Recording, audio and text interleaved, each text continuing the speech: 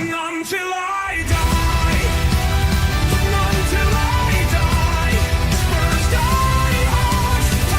Until I die. Until I die. Until I die. Spurs die hard. Until I die. Until I die. Until I die. Spurs die hard. Until I die.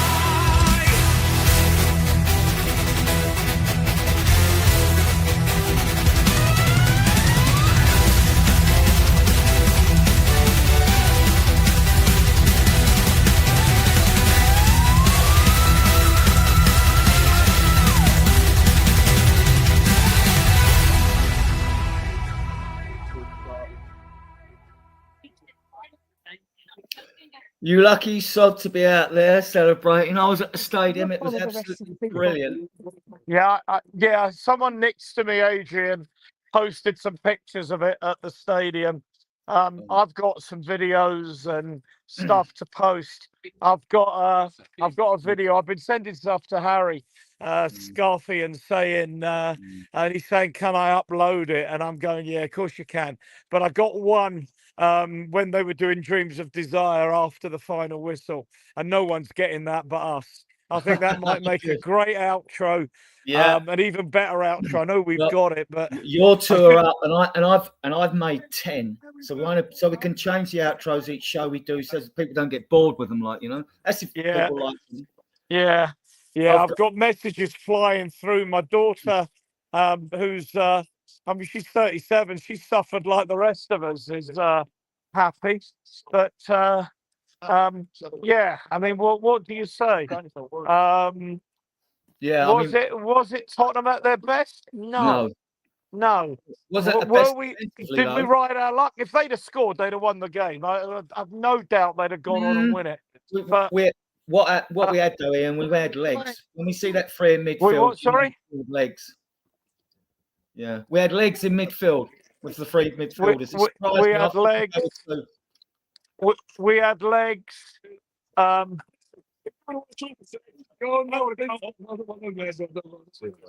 couple of Man supporters looking for some trouble.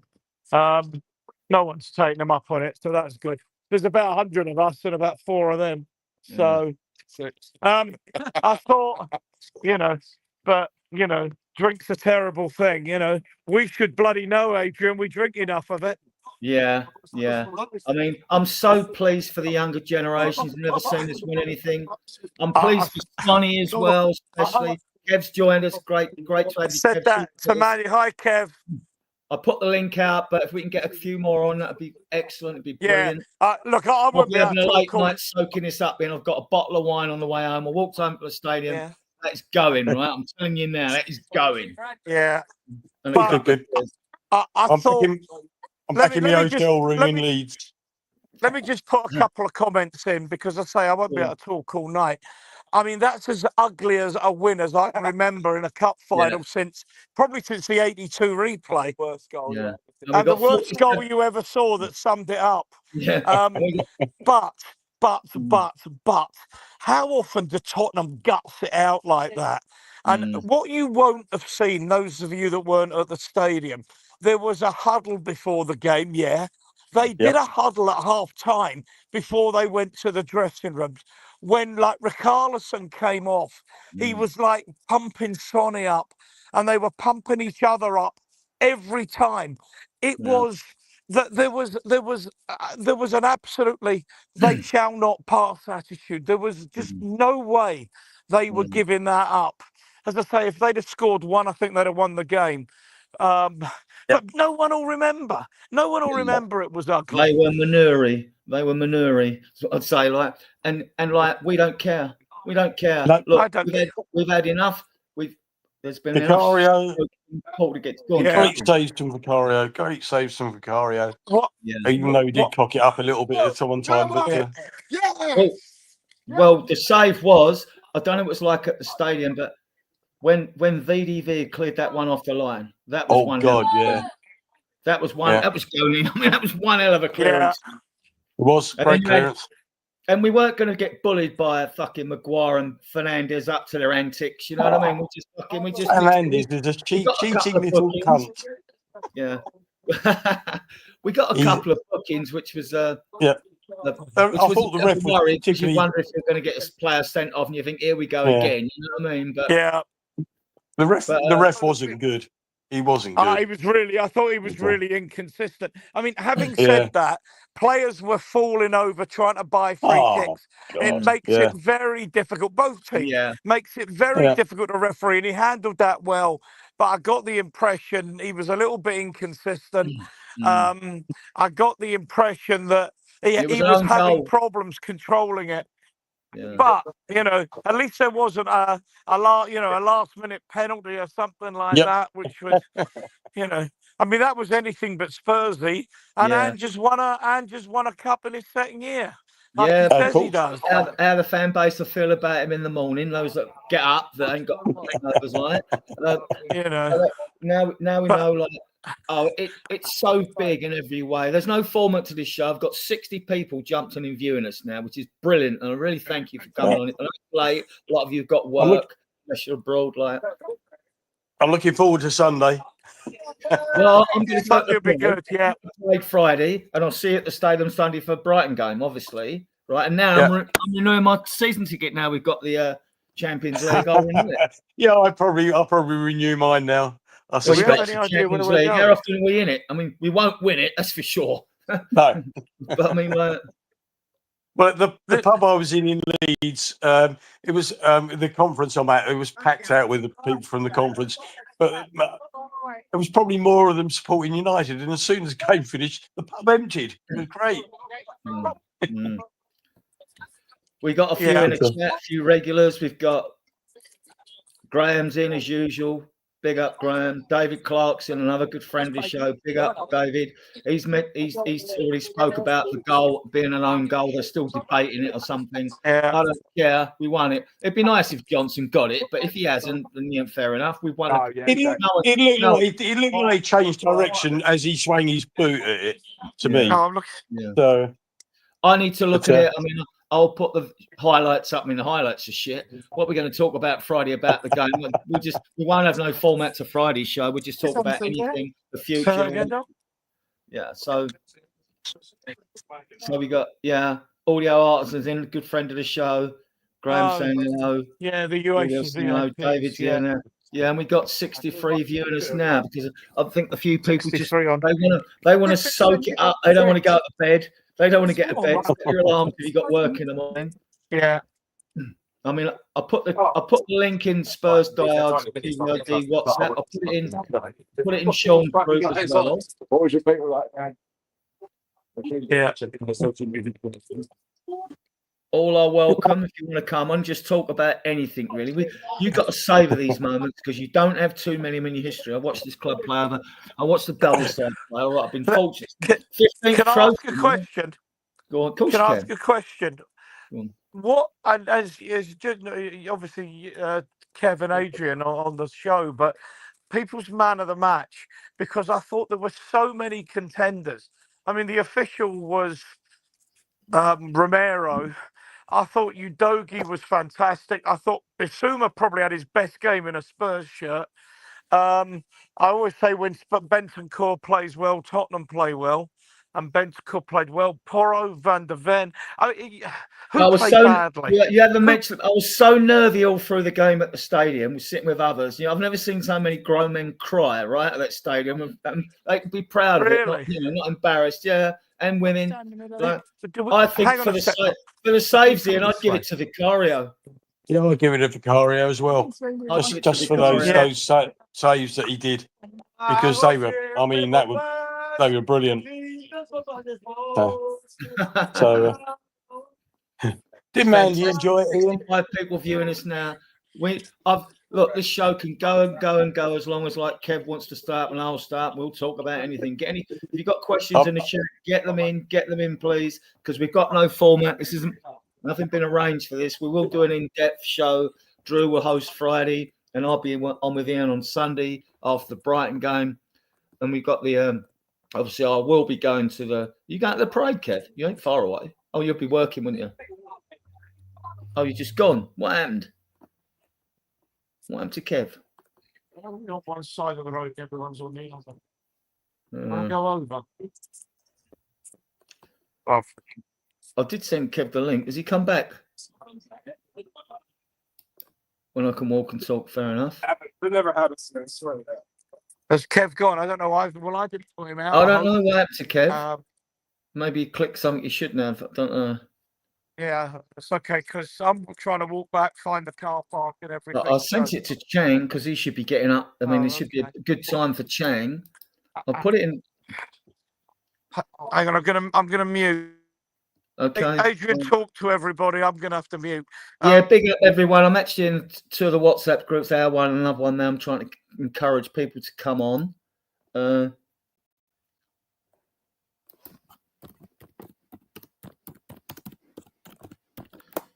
He's in America, Stephen Silver. I'll ask him to come on. Come on, mate. If I can find Eugene. Let me forward this to Eugene. So excuse me while I'm trying. Okay, I'm back. I'm Good back, man. but I'm not gonna. For obvious reasons, I can't stay on for that long. It's Right, actually, I'll tell you one thing. It was interesting. It was really quite a cool night. I mean, I'm in a short sleeve shirt, so my white short sleeve shirt. But if I had my hoodie on, I wouldn't be over warm. It was a good night for English teams to be playing football. Yeah. You know, it wasn't like Madrid where it was like 40 degrees and. Hang on a sec. Hang on a sec.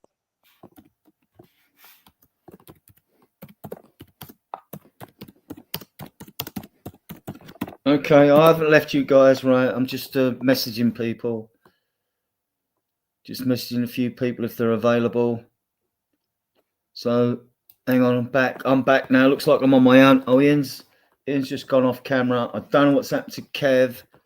If any of you in the chat want to come on, I did put the link in the chat. I'm sure I did. Yeah, it's up the top.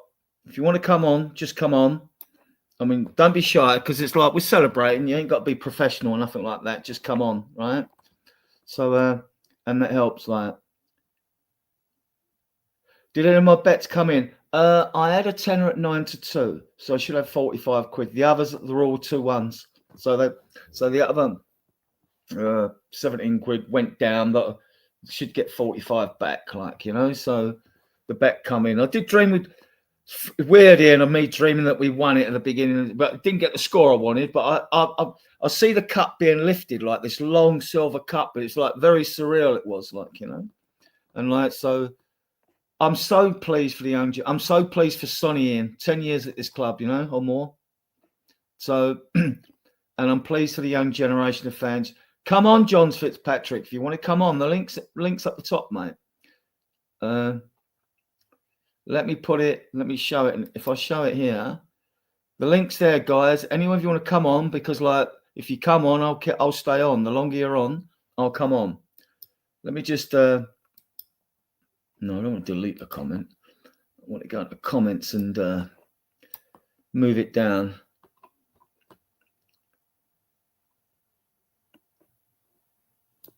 No, I don't want to show. I want fucking.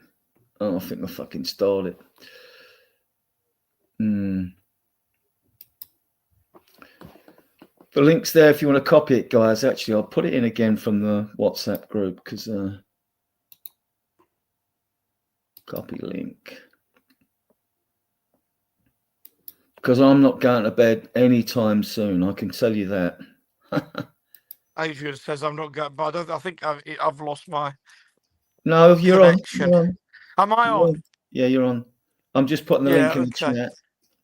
The link's coming in the chat, guys. So we'd like to get a couple of you on and talk. You can talk I'm there. anything. Absolute rubbish. I don't really care. 67 I'll- viewers watching this, and I'm buzzing, like, you know. And I had to buy a couple of beers and a bottle of wine on the way, and I ain't going to bed till I've drunk them, right? You don't have to get out for work tomorrow. Oh no, do I? We're actually gonna try and find a cafe, get a cup of tea and something light. I mean, I'm not going to sleep much tonight either. So, right, listen, Adrian, I can't actually navigate my way around this city and talk. Right. So I am going to have to love you and leave you, I'm afraid. Right. I So could do go it on, a from couple of people. If you're in the chat, particularly if you don't normally go on shows, come on. Domino's Pizza it is. Come on a show. It's a hell of a lot of fun. I had a got- phone call. Johnny Hammer was Yo, sitting Peter not far Kakagas. behind me. I think G'day, lads. you've got to give Ian the weather Oh. forecast now you're here, mate. What's the weather Mate, forecast? it's clear and sunny, beautiful morning, magnificent morning. When I don't go want the up, weather, I want the time. I only need the at time. the time is 8:17 a.m. Wow. 8:17 a.m. Lovely. So you're Cheers. Peter, I've just Cheers, seen my Peter. phone's Brilliant. flashed up. Andy's quoting his favourite Prime Minister, Paul Keating. So you can, but I'm gonna. If you're on, hopefully a couple of others will come on. All right. You're gonna get Yeah. David Shearer out. Give him a call, Peter. Ring him up. Tell him to get on here. I've already talked to David. We already talked to David. We were celebrating how good our pub manager is. Yeah. Our clueless manager. Let me see if Yeah, our clueless pub manager who hasn't got a clue, and yet he's done something that no other manager's done in 41 years. Yeah, it's just true. There's no arguing with that, Peter. And me and you Hey. were sticking up, Frank. I don't know if they'll still keep him or not with Paratiti coming back. But look, he leaves a success. If that happens, he leaves a successful manager, and he's won something in his second year. So no one can argue with that, mate. No one can argue with that. You know, Adrian, he'll get a job anywhere, mate, in Europe. of course he will. Of course he will. I wonder if Matt can come on. We can let's get Poch back, so we can have another 5.5 years of nothing. He done well, but not good enough. And the last couple of years, he had prime Son and prime Kane too. Yeah. And we won it without a midfield. Yeah. Well, we packed the midfield today, which was a surprise. I didn't think we would do that. Right. So I'm just scrolling down the WhatsApp group to see if I can encourage people to come on. Because if people stay on, I'll stay on. Like, you know, I mean, I ain't going to bed early. Yeah, the others stay on. So yeah. No, it was absolutely beautiful. Like they reckon Ange can't adapt. Yeah. He surely adapted, didn't he? I've sent David Shear the link. Come on, mate.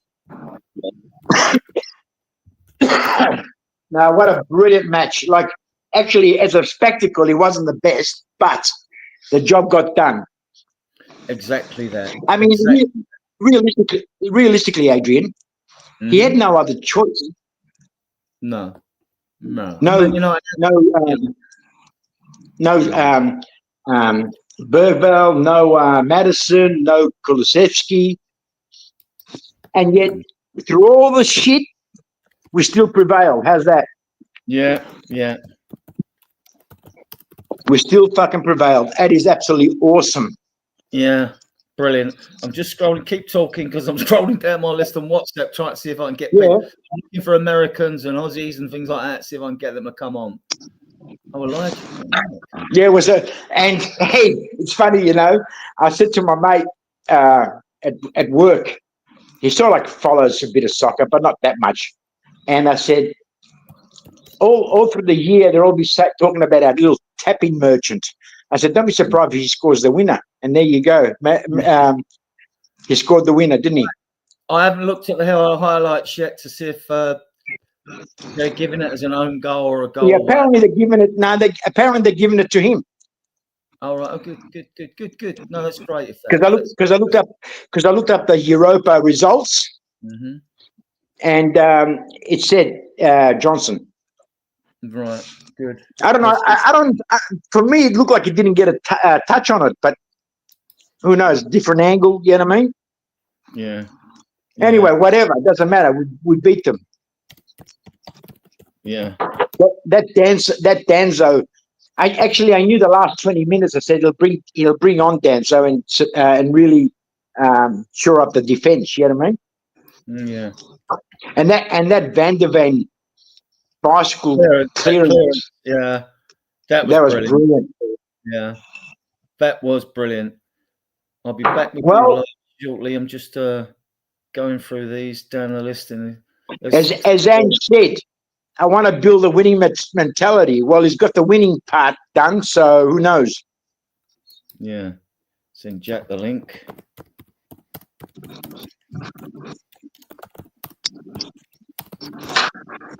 What was the atmosphere like at the stadium, Adrian? Oh, amazing! Like you had men and women crying at the final whistle. Like Good on him. you know, Good on that's nothing to be ashamed of. That's that's the release. You know, that's the catharsis. You know what I mean? That's the Yeah, of release. course it's a release.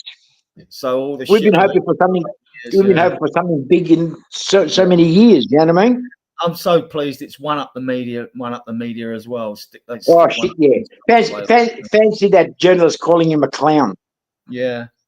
Stupid bastard. What a stupid thing to say. Respectful can you get, right? Yeah. So I'm going to sell Alan Kravitz. He's in America. I'll send him the link because it'd be early for him. But he kept his word. He wins something in his second year. Yeah. He said he didn't actually say he would, but he said like No. we've always done it, like you know. So Exactly. Yeah, but everybody took it out of context.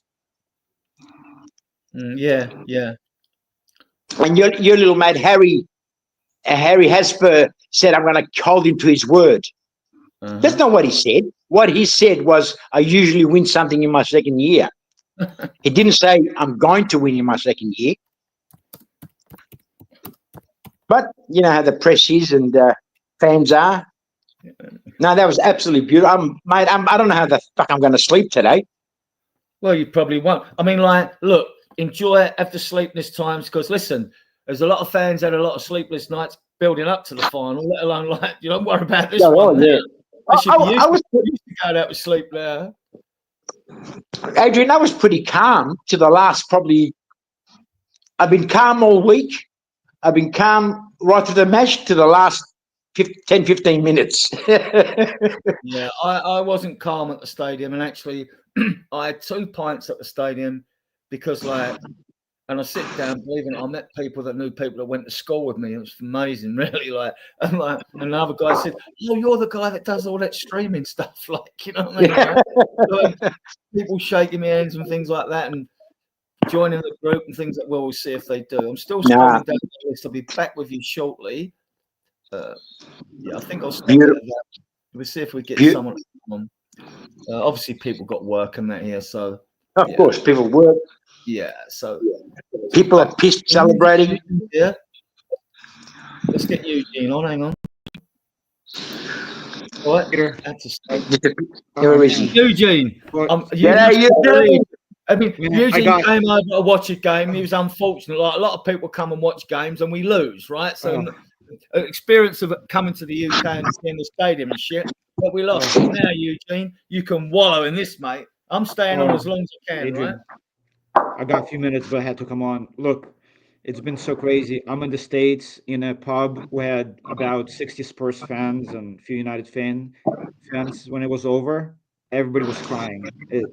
I was crying only one. Then when I saw Sonny cry, like I broke down too. Unbelievable. Unbelievable.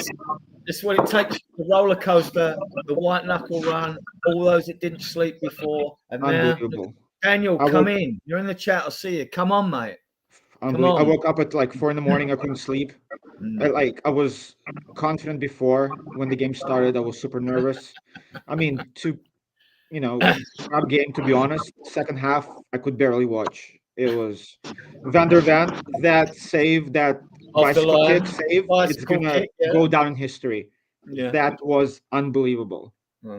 I'm speechless. It was boys. I'm over the moon. I can't explain it. Well, it's massive, Peter and you too. It's massive. I mean, like, one, I'm really pleased. Well, I'm really pleased for the younger generation of fans first. I'm really pleased for Sonny for his loyalty to this club and staying for over 10 years, right? That's right. He's managing all this shit he's had to take. Yep. Don't really give a shit about Levy, right? But he's got his Champions League now. So now we want to fucking good transfer window now. That's what we want. Nita, come on. If you want the links in the chat, come on. I mean, you haven't got. And I gotta say this, Adrian. I Go was on. giving the Richarlison a lot of stick. I still don't think he's good enough, but fair play to him. Richarlison played a hell of a game. We didn't look good. Like nobody stood out. But Obviously, we we defended knew, all over the pitch, didn't we? We defended from the front and all over yeah, the pitch. and we I knew was- with Madison out, there was no Well, we lost three. We creativity. lost him, Kulu, Bergvall. Yeah. I mean, we lost the guts of this team. We lost And the I guts. knew the only way we're gonna score is through a cross, and that's the way the United played as well. So when we scored that, I was like, you know what? I think we're good. But again, fair play to Richarlison. Played a hell of a game. Just a second, Eugene. David Shear, you're in the chat. I sent you the link. Come on, mate. Come on. Come on, Dave. People stay on here. I'm staying on until I've drunk my beers and my wine. I'll be up for another 3 hours. Again, Adrian, I have to go pick up my son from school. Like I said, I That's just fair came enough, on mate. for 5 minutes to say Right. hi. Again, If- congrats right. to you guys. Yeah. Fans, If you want to way come on longer when you than come me. back, we'll probably still be on. You can come back Okay. on. Awesome. Right. Like I Right. said, You got the hey, link, Adrian, haven't you? appreciate you for the streams, everything. Yeah. So again, enjoy, boys. We've got 80 Amazing viewers day. here. I don't want to disappoint the viewers. Right. Cheers. Thank you. Yeah. Amazing. See you, Yeah, boys. it's amazing. And it's, all you viewers, thanks a lot. I mean, at the end of the stream, you'll see the subscribe to the channel logo on the bottom right hand corner. If you can subscribe, it really helps boost the algorithm, helps us grow, which is good. I mean, we're picking up, subscribers in Australia and America and Canada, but I want more from those areas as well on this channel because we've run a good stream. David Shear said, well, you ain't gonna sleep, Lovely. David. Get on here. I mean, Get Peter's on on here, here. Dave. Get on here. Come on, Dave. Yeah, that's an order, David. It's not a request. That's an order. You've got the link. We can put it back in the chat. Come in, Dave. Link's back in the chat. If anyone's coming, if anyone wants to come on, right? The link is there. It's not the fact that we needed a trophy more than anything, right? To break that duck, right? Get the monkey off our back. But the win, when it sinks in, it's massive more than the trophy. Won the Champions League and the money. And it's not that. If people were thinking of leaving or whatever this club or any footballers were going to be cherry picked, now we're in the Champions League. It means we can go for better players as well. I mean, it's massive to you lot in the chat. Although we wanted to win, yeah, Daffy Osborne, if you want to come on, come on. Johnny, Bethnal Green, the old front wheel skid. You want to come on? Come on, in, mate. Johnny. Yeah, Peter wants you on here, Johnny. Even if you Come only on, come Johnny. 5 minutes to celebrate, that'll do, right? You know what, lads? It's not just a win. As Ange stated, he's got to get a winning mentality in this club. Oh, sorry to hear that, David Shear. He's lost his mum. Oh, sorry. Yeah, he did. Sorry, mate. Yeah. Yeah, it's the mentality of winning. That's what Ange is trying to instill in this club. Mm-hmm. And like I said, if he goes or stays, for me, it doesn't bother me anyway. But it'd be crazy if they got rid of him, in my opinion. Let him finish what he started. That's my opinion. Thanks for being there, SDFC Benny. Right. And you did. I was confident we'd win it as well. I dreamt it. I've only gone and done it. This is why I love Spurs, Graham. Big up, Graham. Good friend of the show. David, good friend of the show as well. VD, if you want to, yeah. I mean, I'm looking at him and Vicario because Vicario made some important saves. I know other players put a bit more graft in than they had to do, but those two were crucial to us getting over the line. Champions of Europe, we know what you are. Yeah, Chelsea, Arsenal, and West Ham would be sick. Imagine Arsenal fans now. They finished second. And we've won a trophy. They're going to be pig sick. Yes, Wow. Grant. What a result. Absolutely fantastic. Yeah, and someone said, I think Ian or Peter said that they've give it to Johnson anyway. I mean, I'm got when you're at the game like that and you're on tender hooks for fucking 97 minutes and you basically everyone's sort of bricking it. I mean, because it's only the one goal.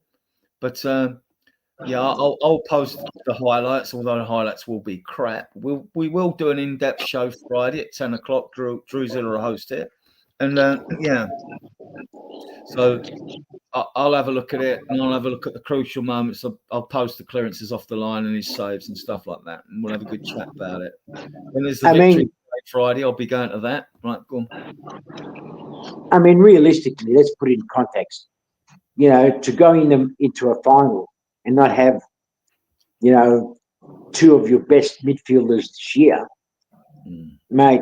They were up against it, weren't they? Yeah. Just going. He did. It was Sars Cross that got the goal. Unreal, absolutely unreal. Aidan, any of your bets coming? I won £30. Well, I should have 45 quid because I had a tenner at 9-2 before we went out to get a result. Eintracht Frankfurt, but all my other bets were 2-1, so they failed. But that was 17 quid, so I made a profit. I didn't give a shit about the money. I just wanted to win. You know what I mean? So like, John Fitzpatrick, big up, John. Yeah, I know. It's still a bit surreal, isn't it? We got 83 of you viewing us. Please subscribe to the channel. I mean, like, because it really helps the algorithm. Helps, and I will promise you, you're going to have the best content ever out of this channel, right? So, David Clark saying Clive Allen was. Oh yeah, I remember he got 49 goals that season when we played a 4-5-1 system. I think it was 45-1. There's the link if you want to come on again. It comes up twice because it's the way it does it in here with the algorithm. Shane Ben Davis didn't get on. I don't know how it works with medals because in the Europa League, unlike the Premier League where you have 9 subs on the bench, in Europa League you're allowed 12. So that's 23 players.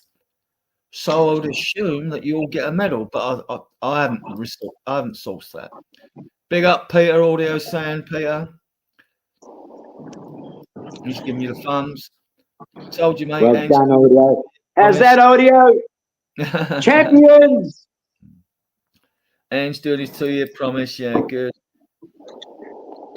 As Aussie fans, congrats, Ange and Spurs. Yes, well, it's coming good for you, Daffy, as you're a Chelsea fan, mate. Well, big up to you, mate.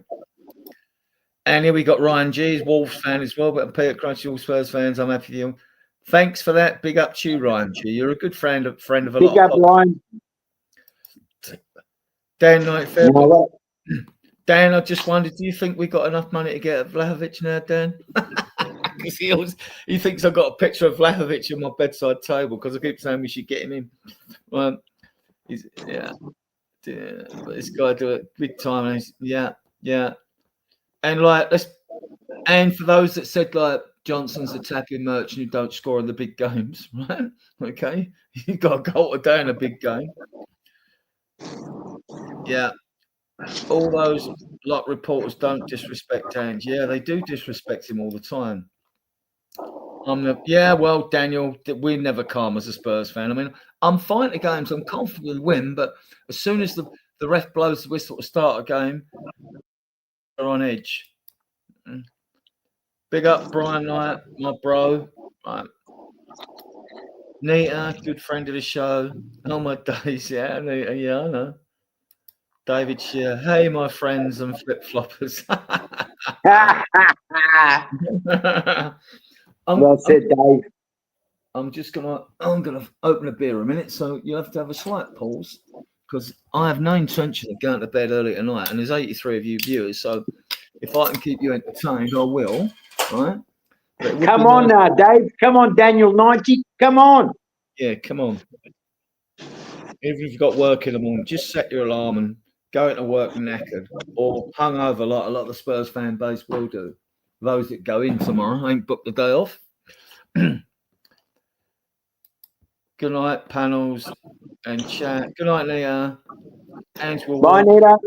Nita. No, he won't, David. He won't walk, actually, because in his last presser, I don't know if you see it, Peter, as well. Yeah, he said his job's not finished yet. He said he's not going. So unless they're really unhappy, I think he's achieved what Levy wants to do. I mean, I mean, like he could have stuck his fingers up and walked. The other thing is like he digs his heels in and stays because he's got 2 years in his contract, which is 10 mil for him. Which like, and that's not the most expensive manager we've had, right? Mate, he can buy an island in Greece for that. Yeah, you could probably buy most of Greece for that as it happens, right? Right. The front row skid, Johnny's giving you the Bethnal Green, the salt of the earth. He's giving you lots of love. Love you too, Johnny. Come on, mate. Come on, get on here. Nita Woo from David, Daffy, Nicky, David on the goal line. Yeah, that was my God. I mean, like that was brilliant. We Absolutely don't brilliant. Easy. I mean, at the stadium, it was fantastic atmosphere. The singing and the fans, and even outside, it was brilliant in the stadium as well. And like the reason is, you know why a lot of times the fans are singing, it's just like to kill the nerves. If you're not singing, you're just going to be on edge a lot of the time, you know. So I'm going to sip with my drink. Right? Well, the job's done for the year. Whatever happens against Brighton happens, and then we'll be interested to see how we go against either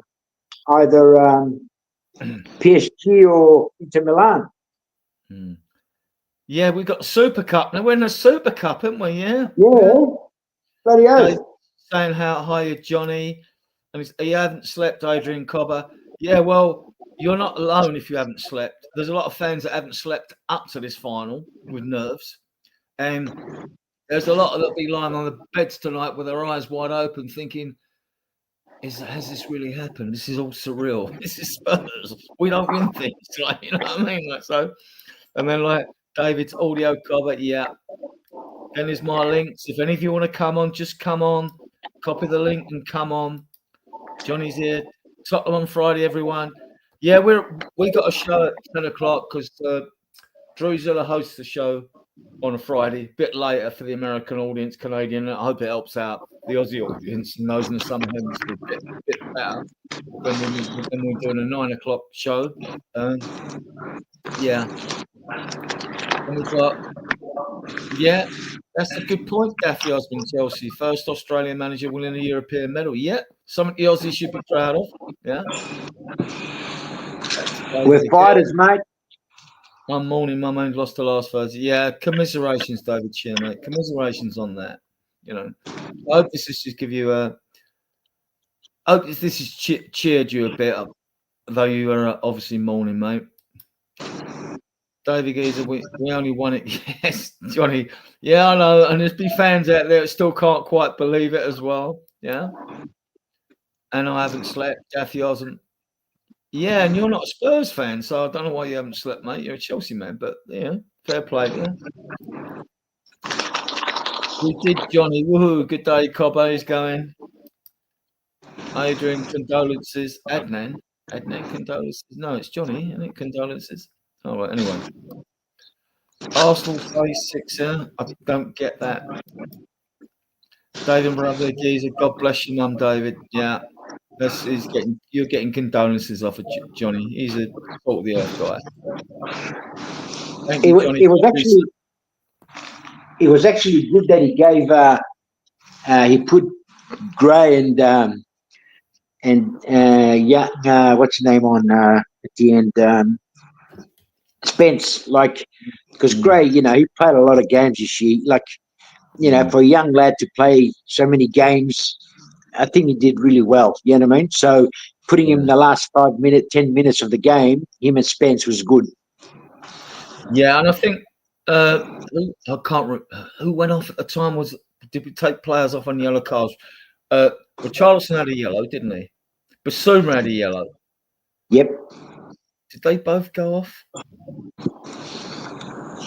No, I think it was Sarr that went off, wasn't it? Right. I mean, like, look, I'm still up there in the clouds, basically. So, like, I'll have to look at the highlights again. Mind you, I only had a couple of drinks at the stadium, but you just don't see the game in like a normal league game or true game when it's a final, because like you're engrossed in the moments as they're happening, you know. And I was just praying we wouldn't concede a goal. Can I ask where Harry is, Adrian, and others? Well, they're probably in bed or if not, they'll be partying and still drunk because it's only like 20 to 12. So pubs here don't shut. Well, I assume they stay open a little bit later for people. And then we got so am I, David. I am especially happy for the younger generation of fans that have never seen us won anything, or maybe the slightly older fans only seen 1 or 2 trophies, because this is my 15th experience of seeing silverware at this club. So, and I say that and I feel a bit guilty about it, actually, because like I know, but then I'm old, you know. So I'm the youngest 70-year-old you'll ever meet, and we got 89. Right, so if you like the content, we come out here. This is an off the cuff. This is an off the cuff video stream because, like, Cheers, lads. yeah. Here we go. We've got someone else coming on. Hello, mate. Welcome, whoever you are. You're most welcome. How are you? How are you, mate? Mate, what a game! What a game! How do you pronounce your name? Tom, I'm trying to get my volume working. Hold on. I'm walking home from a pub. All right. Can you believe it? Yeah. Well, I mean, you had Usman in the match. You had Vicario clear off the line. You had Romero was brilliant. VDV clears off the line. Vicario made a few saves. I've had a couple. Oh, you've gone. Oh, you're back. Right. I'm staying on as long as people want us to stay on. We've got 91 viewers here, and I just put this up as I thought I might get a couple. I'm gonna be on for half hour, you know what I mean? But we're doing all right. We got the crazy thing for me. I nearly missed the goal going for a pee. That was it. Well, you were right. But I don't know luckily, if you got it from somewhere else. Luckily, Tom. I saw it. Yeah, but you Hugged were a bunch right. of random strangers in a pub. You were right about the Mental. year of the. You were right about the year of the bird. I don't know if you sourced that yourself or you got it from someone else, but when you went like Magpies, Newcastle, Eagles, Liver Birds, you know, Spurs, the cockerel, and then once you did that, someone messaged me with the Philadelphia Eagles, and then someone later messaged me with like the Ravens and the Hawks. So they must be, I don't know what sort of teams they are in America and all that, unless they're in Oz or something like that. I don't know. So yeah, it's been a good year for the birds, and you're in charge of the birds at Hertfordshire Zoo, aren't you? Is it Hertfordshire Zoo? Can you hear me, Tom? I don't know if you can hear. Oh, he's gone. No doubt he'll be back. Right, okay. Go through the chat. David saying good day. David Clark comment. Yeah, David's a good friend of the show. We're all pretty like-minded, but I do disagree with them at times. But that's fair enough. My glass tonight was. I've got a bottle of red wine here. Actually, I'm not going to bed tonight. My glass tonight was the final glass. My good was Gareth Bale Johnson. You know what? That was signed sealed. Yeah. I mean, like everyone's buzzing. Surreal, Adrian. Ain't stopped crying at me. So, Johnny, that's nothing to be ashamed of, is it? I see grown men at the stadium. It wasn't me. I felt myself filling up. I'll be honest, but there was so many women and grown men, and at the end of the game, they all flooded onto the pitch. I didn't because I didn't even see them lift the cup. I'll watch that later on YouTube because I wanted to get home quick. I thought, right, I'm going to do a stream. We've got 88 of you viewing us now, which is excellent. It's bloody brilliant, actually, at this time of night. Get the beers down your Adrian. Ryan G. Yeah, I've got a beer and I've got a bottle of wine, and I'm drinking them. I'll tell you, I don't give a shit. I'm drinking them, right? Yeah, bless you, David. Let's say my blessings to you last. See, you got a lot of love out there, David. Cheer, mate. Champions of Europe. Yeah, we can sing that now, right? Let's get down to this one. James, first try for I can remember. Come on, James, come on. You haven't got to be brilliant. Tom's going, sorry, walking home from the pub, internet shit. Yeah, we'll get home quickly and get back on, mate. Yeah, get back on. Yeah. No, it's a brilliant thing, especially for all the, like you said, for all the young ones. Yeah. You know what I mean? That to witness something great. You know what I mean? Yeah. Yeah. I know the league was a little bit of disappointment, but hey, you know, I'll take it. Yeah. If you got any questions, get them in the chat. That keeps us going. We'll keep going as long as you keep going, guys. Yeah.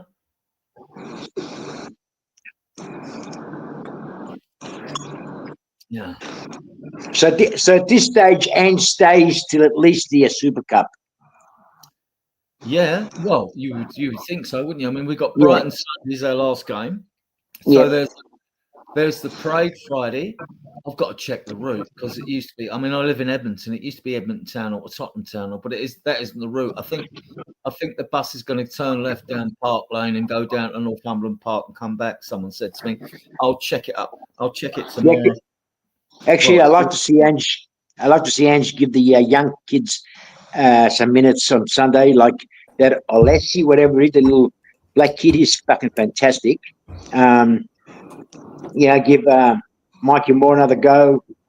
I mean, at the end of the day, we've got nothing to lose now. So, nah. I mean, Wait, James, wait. mate. You all right, mate? James? Yeah.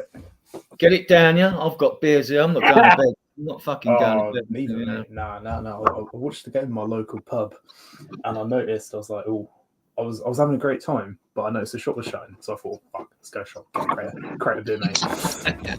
Going like 10 minutes ago. I'm feeling. I went to the incredible. supermarket, got a couple of beers and a bottle of wine. I'm nearly done the beers. I'm going to drink. I'm not going to bed till I drunk that wine. I might even go to bed tonight. You know. I mean, like, I'm too fucking buzzed. yeah. Like, this feeling. I can only assume this is what like people who are addicted to like heroin feel. That's the only way I can fucking describe it. So I've never felt this before. Like I was alive when we won the League Cup, but like I was like 5. I don't remember that. Do you know what I mean? I don't remember losing the Champions League final, losing the League Cup final, losing numerous semi-finals, getting fucking so close. And even today, even when we were only a few minutes away, I was like, lads, please don't fuck this up. Please don't fuck this up. I'm not going to believe it until I get that fucking trophy. I'm always confident going into games, but like I said to others many a time, no matter what game we're playing at the stadium, that when the referee blows that whistle to start the game, then I'm nervous. If I'm calm every other time, then I'm nervous, you know.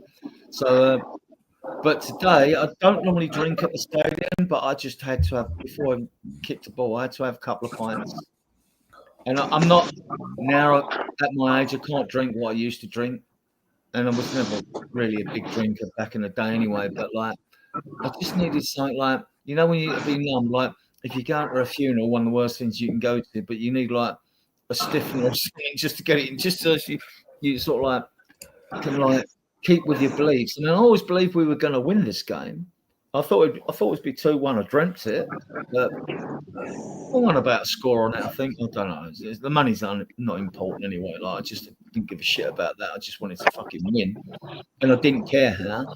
And it wasn't the greatest game, but there was some great defensive displays there. There's some excellent defending. The Vicario clearance off the line. The VDV clearance off the line.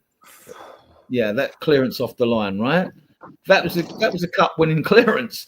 Vicario made a few good saves. Romero was brilliant, right? I mean, we defended from the front once we got the goal. We did the same against Frankfurt. We didn't set out to defend at Frankfurt. Once we got the goal, we thought we're going to stick. We ain't twisting no more. We're just going to stick, and that's what we did, and we got through. You know, so yeah, it was the same against Bodo as well. We got a goal, but then we got a second one. I actually thought we were going to get a second. I thought this is going to be Sonny's, you know, he's going to come on and get a second goal. But we won anyway, like, you know what I mean? And we had a couple of breakaways where we should have done better and at least got shots on. Especially the last yeah. And we could have buried the game and that would have settled our nerves. But it's this being Spurs, you know what I mean? Doing it the hard way since 1882. You know? I'll show you a funny statistic. So today we have the lowest percentage of possession of any team to win a European trophy in a final since 2009. And I made a joke. That's a record. I made a joke saying that's a very Mourinho statistic. And the previous holder of that statistic was Jose Mourinho's Inter Milan side. Oh, right. There you go. Well, we got the monkey off our back. Yeah, and we got the media off their back because they're scum. Most of them. Most No, of them. that's scum, all right. They're Fancy calling anti-Spurs, anybody a brown. and I should imagine you can't read their minds, but a lot of them, because we've got a Jewish connection, are probably anti-Semitic as well, right? But anyway, we won't get into politics because Well, that's the you look best at way this to year. ruin a You look at channel this if you bring year. politics into football. You Go look on. at this year. We've won a trophy. We've got monkey off our back. Newcastle got their monkey off their back. Palace won their first trophy ever. You know, Yep. in the Netherlands, was it Liverpool did. Eagles or something or other? It was the They year of won. the birds. It was the year of the Yeah. birds, and even the Philadelphia Eagles won the Super Bowl, and I think the Ravens and the Hawks won trophies. It might mean nothing, but it's fun. It's fun. There's, you know, You look and it for was- omens going into a final because they're nerve-wracking affairs. and it was Brennan fucking Johnson who scored. Yeah, and he never scores him. He never steps up in big games. He's just a tapping merchant. Well, You know what I mean? Brennan Johnson has contributed more to us winning silverware than Harry Kane ever did. So who's Right the better on. player? Who's the better Right player? on. Brennan fucking Johnson. Johnson. I had a feeling before the game started. I saw Gareth Bale was on the punditry, and I was like, "Brennan's going to score, isn't he? He's so going to score. I know it. I can feel it in my bones." Oh. Well, I remember in a double side when we had Cliff Jones, and one of his good friends was Terry Medmin, who was Welsh, and then you had Mel Hopkins as well, who's Welsh as well. I mean, like, and the Welsh have a habit of producing wingers, Giggs, Bale. You know, you do have a habit. Cliff Jones was fucking excellent, though. I mean, like, you won't remember. He's 90 now. He's still going. I think, yeah, fair play to Cliff. One of my favourite players. MJ coaching for me the reason not to play his strongest side. Yeah, the kid should all get a game. I mean, Levy's got his money. He ain't got to worry about another few $100,000 for finishing one spot higher or some shit like that. And I'm glad we've really pissed off Arsenal, West Ham, and Chelsea as well. Like, you know what I mean? Oh yeah. Arsenal never won the Champions League or the Europa League, No. so they're a small club, aren't they? Basically, when European. What have they won in the past 5 years? What, the FA Cup once? Ange is more successful. Galatasaray beat them in one final. Then Naeem scored in the halfway line in another final, didn't he? Ange is a more successful manager than Mikel Arteta. So MJ coaching, good to see you, mate. Big up to you. Really finished strong. Yeah, okay. I'll be on board with more. Yeah, I mean, listen, I eulogise about this player. I watched every under-21 game last season on a Spurs player. This kid is extra special, but, you know, bear in mind, he looked good against AZ Alkmaar, but bear in mind, he was only 17 in August, right? And he's had 19 appearances in a Spurs shirt. Now, those 19 appearances won't add up to like a great amount of minutes, but this kid has got it all. I think out of all the youngsters I've seen at his club, barring Glenn Hoddle and Perryman, I mean, this is the best kid I've seen. But that doesn't mean nothing because it's only my opinion. Many like press, but you could see our boys were ready to do. Yeah, we defended so well as a unit, right? And then we were gonna what they were doing earlier when they used to use the counter attack on the break, but they were a goal down, so they had to come at us. And you could have thought any time like EMF on earlier, you thought if they got a goal, they were going to win the game. I get that because the momentum was with them. It wouldn't meant they'd win the game, but you know. There was a moment late on in the game where it was crossed in to Slaphead. What's his name? Maguire, yeah, Slabhead. And he'd missed the header or it'd gone wide or whatever. And Romero was right next to him. And Maguire was like annoyed about it, and Romero just walked right past him going, yeah! And, like, you're Man United, you're probably the biggest club in the world alongside like Barcelona and like Real Madrid and Liverpool, right? And you're play acting and you're rolling down on the floor and Maguire and all that getting mixed in. And what we didn't fold. Spurs sides in the past would have folded against that. You want to give it some dark arts and roll about and fake it. And we did it as well. We tried to run the clock down at the end, but we've seen it during this season at the stadium when other teams have done it to us, you know. Do you know? I thought Richarlison was exceptional for Yeah. the entire time he was on the pitch today. I thought he played brilliantly, and even when he went off, he was. I saw a bit on TV. He was like walking near the fans, like cheering with them the last few minutes. And I also thought Bissouma was actually really good today. Was you? I mean, at the stadium, the atmosphere was amazing. I've never seen so many people cry at the final whistle, males and females, right? But when you get a yellow card in the final, it's always a worry. When you get two, Bassoon ran him, it's always a worry. And VDV picked up one as well. Did we get three? VDV got one, didn't he? He got a yellow. Yep, yeah, he got a yellow.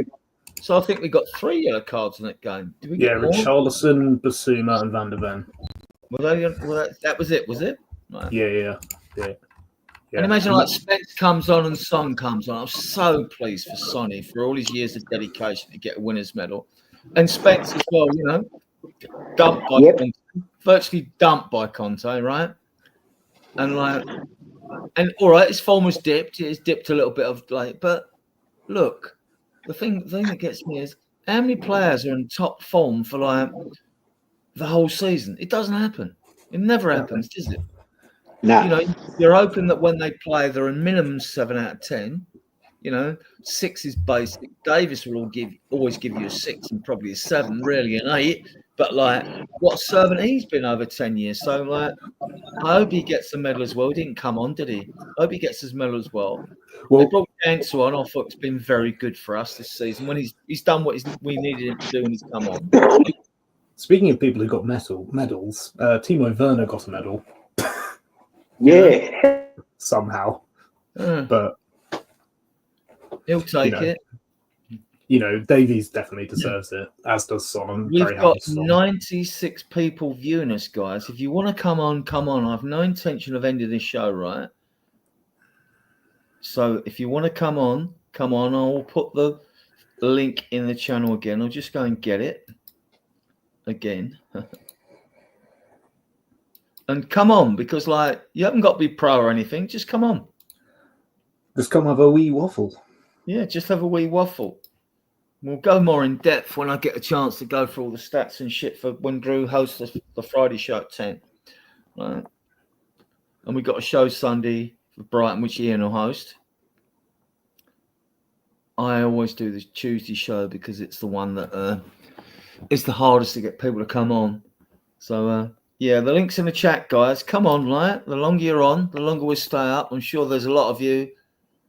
Those that you aren't inebriated now should be. And there'll be some of you that will have probably like think, oh, bedtime, got work in the morning. But where Peter is, it's like just sun up where Peter is, mate, isn't it? Was it 8, 9 o'clock? Where? Oh, he's gone. Johnny James has gone a second. Right. I can't hear you, Peter. You're muted, mate. I think you're muted. I haven't muted you. Tell me something. I thought Werner wasn't in the team. No, he wasn't. And I see a post when the players went, they said they put Kinski in. Well, he wasn't in the squad from January because we put Danso in, we put Tell in, and That's right. Austin was in there instead of Kinski, right? So he couldn't have gone. So this is why when I do my information, I'm when I go on his clickbait sites and whatever, and they're posting his shit, the squad. I thought, he may have gone, but he ain't playing because he's not eligible to play. What was the bench on our team today? Hi. Hello. Hi. Trial. Hello. Someone's put their hand across the screen. Here there is. Here he is. Right. And someone, is that James? It's Trial. Man United pressed us in the second half, but you could see our boys were ready to Trial. Yeah, we've been very good defensively. When we played away at Brentford 1-2-0, we were good. At West Ham, we stanked the place out and got the draw.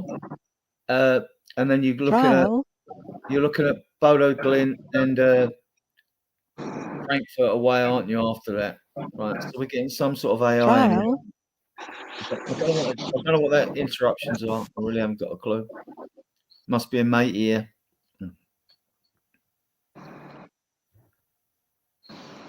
How you doing, MJ coaching? Are you unmuted? Trial.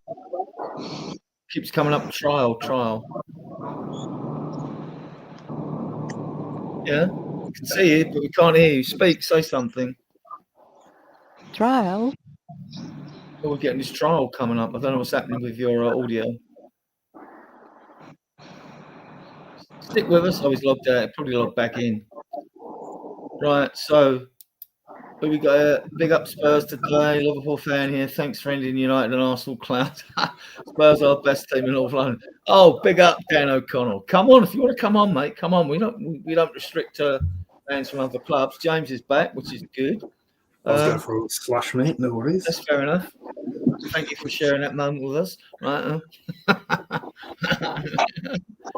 So we got. Let's look at this. So was you? Did you get nervous when we were picking up yellow cards? I was. I'm at the stadium. Listen, I'm usually very positive and very cool about most games, but like I say, until the whistle goes, and that's different because I don't see the point otherwise. I was nervous all of the fucking second half. Every time they had the ball in our half, I was just like, Everyone please, around me was, and they were singing like, yeah, please, boys. they were singing like mad to calm their nerves, basically, which is good. I imagine I had a level of anxiety that's probably like correlative to someone who's in like a plane hijacking. That was the level of anxiety I had for 45 minutes. I was just like, I still just can't fucking believe it. Yeah, it's excellent. I'm gonna fucking milk it as long as I can, right? So, yeah. So audio, yeah, excellent. Yeah, what Alfie? Well, I think he was in the squad because he's homegrown, and I don't know how many medals they actually dish out. But because you're allowed 12 subs, if you got 11 on the pitch, that's 23. So Kinski weren't in the squad. Dragerson was taken out of the squad because he's got the season-ending injury. And who else? Werner was taken out of the squad to make room for Danso, Tell, and who am I missing? Danso, Tell. I think Odebert was in there. Odebert. So I just looked it up. Spence. No, it was Spence because Spence was brought in because he wasn't in the squad before. So it was Spence, Danso, and Tell coming, I think. Right? Let's stand corrected. Right? So the winning team is presented with 50 medals, winners' medals. 15. 50, which they are free to distribute as they see fit. As long as the players who played the most matches will get one, as it were. So I imagine. So Mikey Moore, Jay will get one. Scarlett will get one as well. Yeah. Alessi, whatever his name is. Yep. Big up Dean Glover. We'll get him. Full squad will get one. And you'll get one, obviously. Yeah. Big up MJ. Thanks for coming on. Where are you based, mate? Sorry about that, boys. Can you hear me okay? Yeah, we can hear you. Spot on. What a night. Yeah. What a night. Give us your take. Come on. Tough watch at times, but got the job done. True. And that's all you can ask. Did the yellow cards worry you? Did you think like it was going to be Spurs? We'll get a player sent off and like the usual happen and we'll lose. Like I mean, Nah, Romero was my only concern because him and Maguire decided to have a little bit of a battle, but he did okay. No, I thought we defended well. Second half, you know, we blocked in and yeah. What did you think about Fernandez' theatrics during the game? Well, he's a rat, isn't he? That's what it comes down to. He's just a rat. Mate, it is what it is. You know, you get it. And if he was on our side, we'd be saying brilliant. He, you know, doing the job. But no, not having him. To be fair, it just gets me when he's a good player. It just gets me when good players have the results of that sort of crap, right? And we weren't having it. But then I used to say the same at Richie when he was at Everton, to be fair. So yeah. When it comes to shithousery, we actually put quite We started with an aggressive 11 actually, which shored us up. Yeah. I mean, like having Richie and Solanke. All right, Johnson, you might say, is not the most aggressive on the right, but if you played Son on the left, we could have been a bit more exposed on both flanks. But Richie playing sort of helped shore us up as well. Dean Glover, big up, mate. If you want to come on, come on. So I thought it was interesting. Bentancur was doing I forget who was left wing for United first half, but he was doing that job, and we were going 2v2 in the middle. And then when they brought on Garnacho, it started stretching us a little bit because he was hanging out wide, which is why we went to a back five, in my opinion. I had a few people around me going, "Oh, we're shutting up shop," and I thought, no, we're just reacting. And I thought Ange actually showed a few things there that you can actually react to what the opposition are doing. We were so deep in that second half, but we got it done. Boys, we're European champions. That's what can you say? Ben, if you want to come on, the link's in the chat. You are a mod here, right? Even if you only want to come on for 5 minutes, right? Come on, I'll stay on as long as others want to come on. We've got 103 people viewing us at this time of night. It's fucking mental. And we're really grateful for that. And if you can, subscribe to the channel. It really helps. And we'll continue to bring out good content. And we always have excellent guests, well-informed guests on the show, right? So that's brilliant. So I will put the link in again. Thought Solanke put an absolute shift in tonight as well. He just kept going and going and going. I think he struggled a little bit, especially towards 65. He was done. Yeah, he was done second half. Yeah, I think maybe we won, so who cares, right? But I think especially the last 10 minutes, maybe sending Tell on would have been a good idea. But he's tall, isn't he? And he's good at clearing headers. And I guess if you're sitting deep and that's your plan, then have a tall fella in it. Ben's on the way back to the hotel, he's saying to me. Yeah. Carl, if you want to come on, Carl, come on, mate. The link's in the channel. Ben's saying he's on the way back to the hotel. Fair enough. These are the links, guys. It comes up twice because of the way we got the place set up. Tommy G, if you want to come on, Tommy G, come on, mate. The link's there. Just click on it and come on. I mean, I'll stay on as long as you guys are on. So, that's good enough for me. I have no intention of going to sleep tonight. I don't think. So, the VDV clearance, that was something else on the line, wasn't it? That was a game-changer virtually, apart from Vicario saves as well. And there were a lot of good defensive performances in this team. Put the shifts in. He knew exactly what was going on. He got himself in the right position to affect it. Yeah. And like you say, that's a game-winning clearance. It's unbelievable.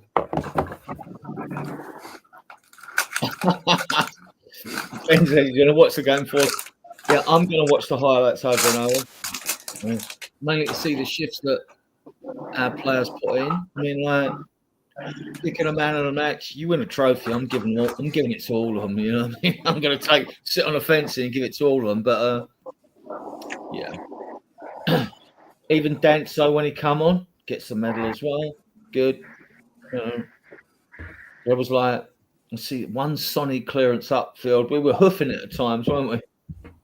I don't think we left our final third, did we? That second half. I tell you, the one bit where I wish we'd done better was Solanke's touch when we played him in. If he gets that touch right, game done. It's 2-0, and we're celebrating. Yeah. When we broke with Sonny, I don't know if it's the same time when he broke with Sonny and that. Yeah. There was that one as well. And I thought, how many times have we seen that this season? And it's these little fine margins, just the right ball, and bang, it's in the net. Yeah. The problem was when we broke, we weren't breaking with numbers. So like when Sonny had his break, he was isolated and he had nothing else really to do. But that Solanke touch where it was just like, if he sets it in his path, he's scoring all day. We look like a 4-4-2 or a 4-5-1. At some stage, we look like a 10-1. Yeah, there is that. Hey, there's ways of skinning cats, by the way. That's right. Yeah. Yeah. All right, boys. Well, Listen, I'll be up for a work tomorrow, so much love. All right. Thanks for having me. Thanks for coming on. Like, and you want to come on future shows? Let us know. I assume we've. Yeah, I've subbed, so it's all good. Okay. If you put your phone number in the private chat, I'll add you to the WhatsApp group, and then I can get you on as a guest. Yeah. Awesome, boys. Yeah, no worries at all. We'll do. Yeah. lads, I'm going to call it quits too. I've been up for 18 hours. I've got a shift again tonight.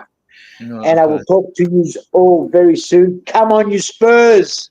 Come on, you Spurs. Come on, Go on, Peter. you Let's- Spurs. Me and James are holding the fault, but he's a nightclubber, so he'll be around for a little while longer. Yeah. I have a cold. Yeah. So private chat. All right, I've got MJ Coaching's number. That's good. I'll add him to WhatsApp. Yeah. So if you want to talk on while I do that, where's my phone? Hey, crack on. It's in charge, right? Right. Let me go. I'm just going to get my phone. Right, I need to find Go on. a couple decent photos of us lifting the trophy. Yeah, if you Firstly- can. Firstly, so I can wind up my mate who's an Arsenal fan. Secondly, oh mate, that's a banger photo. Yeah, I just can't believe it. I remember being at the Spurs stadium when we lost to Liverpool, and just like Champions League final. I can't believe we finally got over the fucking line. Like, Mm-hmm. Damn it. Just excuse me a second while I add MJ Coaching. Right.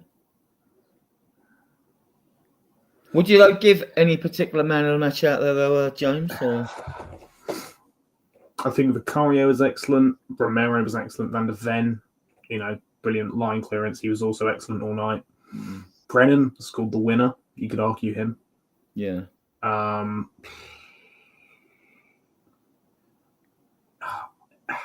I'd probably say Van der Ven, or for that save, yeah. yeah. But I mean, you could argue a case for almost anyone on the pitch.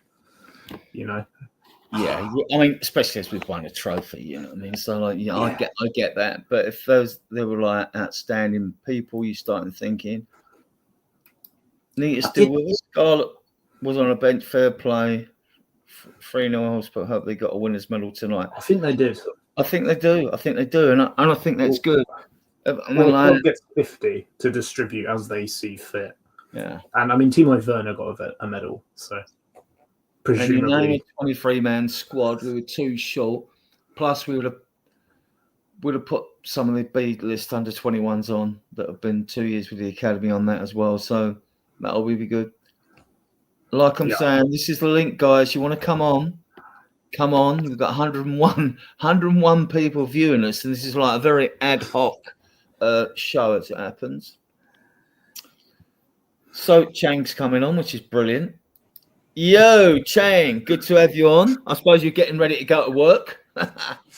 A very, very, very good Thursday morning from Southeast Asia, Mr. Soroka. I'm actually about ready to get to work in about 15 minutes time at about midnight. It's going to be 7:30 a.m. here on a Thursday morning when I head up to work. I just want to take this opportunity to share this glorious evening with you, and also all the other viewers here, whether you are over in Europe, in Britain, the Americas, down under in Australia, whoever you may be tuning in from. We did it, everybody. Hopefully this isn't just the only trophy in this calendar year. I understand that we have to play the winners of the Champions League for the Super Cup. I think it's going to be held in pre-season in a month's time or two. That will be interesting, but nonetheless, I'm not even going to look that far ahead. I'm just soaking up this occasion. It's a very momentous one too, I might add, and absolutely looking forward to the trophy being paraded around during the lap of honor after the Brighton game. There will be something to behold. Well, we've actually got a parade Friday, which has to be booked in front. I mean, I walked home from the stadium. Took a slight diversion into Tesco Express to get a couple of beers and a bottle of wine, right? As any self-respecting person would do, as James would do as well, right? So yeah, then I walked home. I didn't stay to see any celebrations on the screens at the stadium because I'll get home quick and I'll go live, So yeah, so all good. So what was your real take on the game? It wasn't the greatest game of football, but it was a great defensive display, Jim. It was a very scrappy win, and I mean, after tonight, I dare say that I have selected, or rather, I have come to pick my single favorite goal line clearance ever in a Spurs shirt. I mean, that was acrobatic. That was nothing short of acrobatic athleticism from Van der Ven. I mean, how he managed to twist and get his foot up to clear without guiding the ball into the roof of our own net. That takes some doing. But again, questions are going to be asked of Vicario, regardless of the outcome. But I mean, take nothing away from his defensive display, especially towards the very end, where I thought he did well to keep us ahead in the league, Vicario. And yeah, I mean, it was everything that I expected it to be. I did have some nerves going into the match, and I made myself abundantly clear during the pre-match pump up over on Tottenham TV that it's going to be a very scrappy affair in which probably, in all probability, a single goal will win the tie, as did Palace against City in the FA Cup.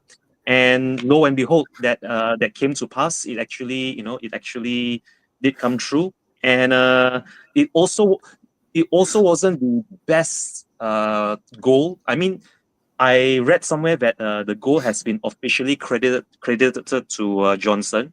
Good, but a goal is a goal. Yeah, regardless of who scores it, in whatever circumstances. But yeah, the defensive display was solid. And can I just say, bring it on Denso to have three centre backs in the form of Van der Ven, Romero, Denso, and then also that was the important thing. And then also then bringing on Gray and Spence to then shore up the defensive line. It was nervy. It was every bit as squeaky bum as us fans would have expected, but we came out on top. And yeah, it's very, very nostalgic. I'm just absolutely over the moon. Both of you, I'll keep with you, Chang, if you only got 15 minutes. Did you expect us to start with three in midfield? Because I didn't. Yeah, I didn't as well. And when I first saw the lineups, I mean, I have to be perfectly honest here. When I first saw the lineups, when I saw Solanke and Richarlison without Son, gave me the impression that it was going to be a 4-4-2. But then when I saw the midfield trio of Bentancur, Bissouma, and Sarr starting, then I thought, okay, just maybe Richarlison would drift out wide to the left, and that means Johnson on his right. And that would mean us pumping the ball into the box to latch onto, which actually worked in our favor. I mean, prior to Pape Matar, lashing one in for Johnson to get our winner. Sorry, I'm just going to prior to Pape Matar lashing one in to get the winner, I thought some of the crosses into the box were excellent. There were a few Richarlison crosses and Porro crosses that were finding the targets, but unfortunately, the United defense was on top. But eventually they cracked, or rather, eventually we got the breakthrough, and we held on. Finally, we actually held on to a lead to make it count where it matters, and long may that be the case. Having said that, welcome. I mean, Mr. Allen, I have to come to you immediately, because what are your thoughts, first and foremost, on this historic cup triumph for Spurs, Mr. Allen? Well, it's oh my God. I can't believe we won. I cannot believe it. I was so nervous. You ask my wife. We all were. We all were. Yeah. Right? That's Oh my normal. God. I was so nervous. And leading up to it, it's kind of like that nervous anticipation, that people in the finals get to experience, which is something I haven't felt since the team was very different with Mauricio Pochettino. I know it's been 41 years. I was around before, when they would have won. I wasn't a fan of Tottenham at the time. I wasn't even aware of Tottenham at the time. Yeah. But I was around. But I was at the final. Oh my God. were you really? That's amazing. Yeah. That's amazing. Well, it feels so good. I know it's not my personal accomplishment, but it feels so good to share in this accomplishment with them. Was it the best game? No.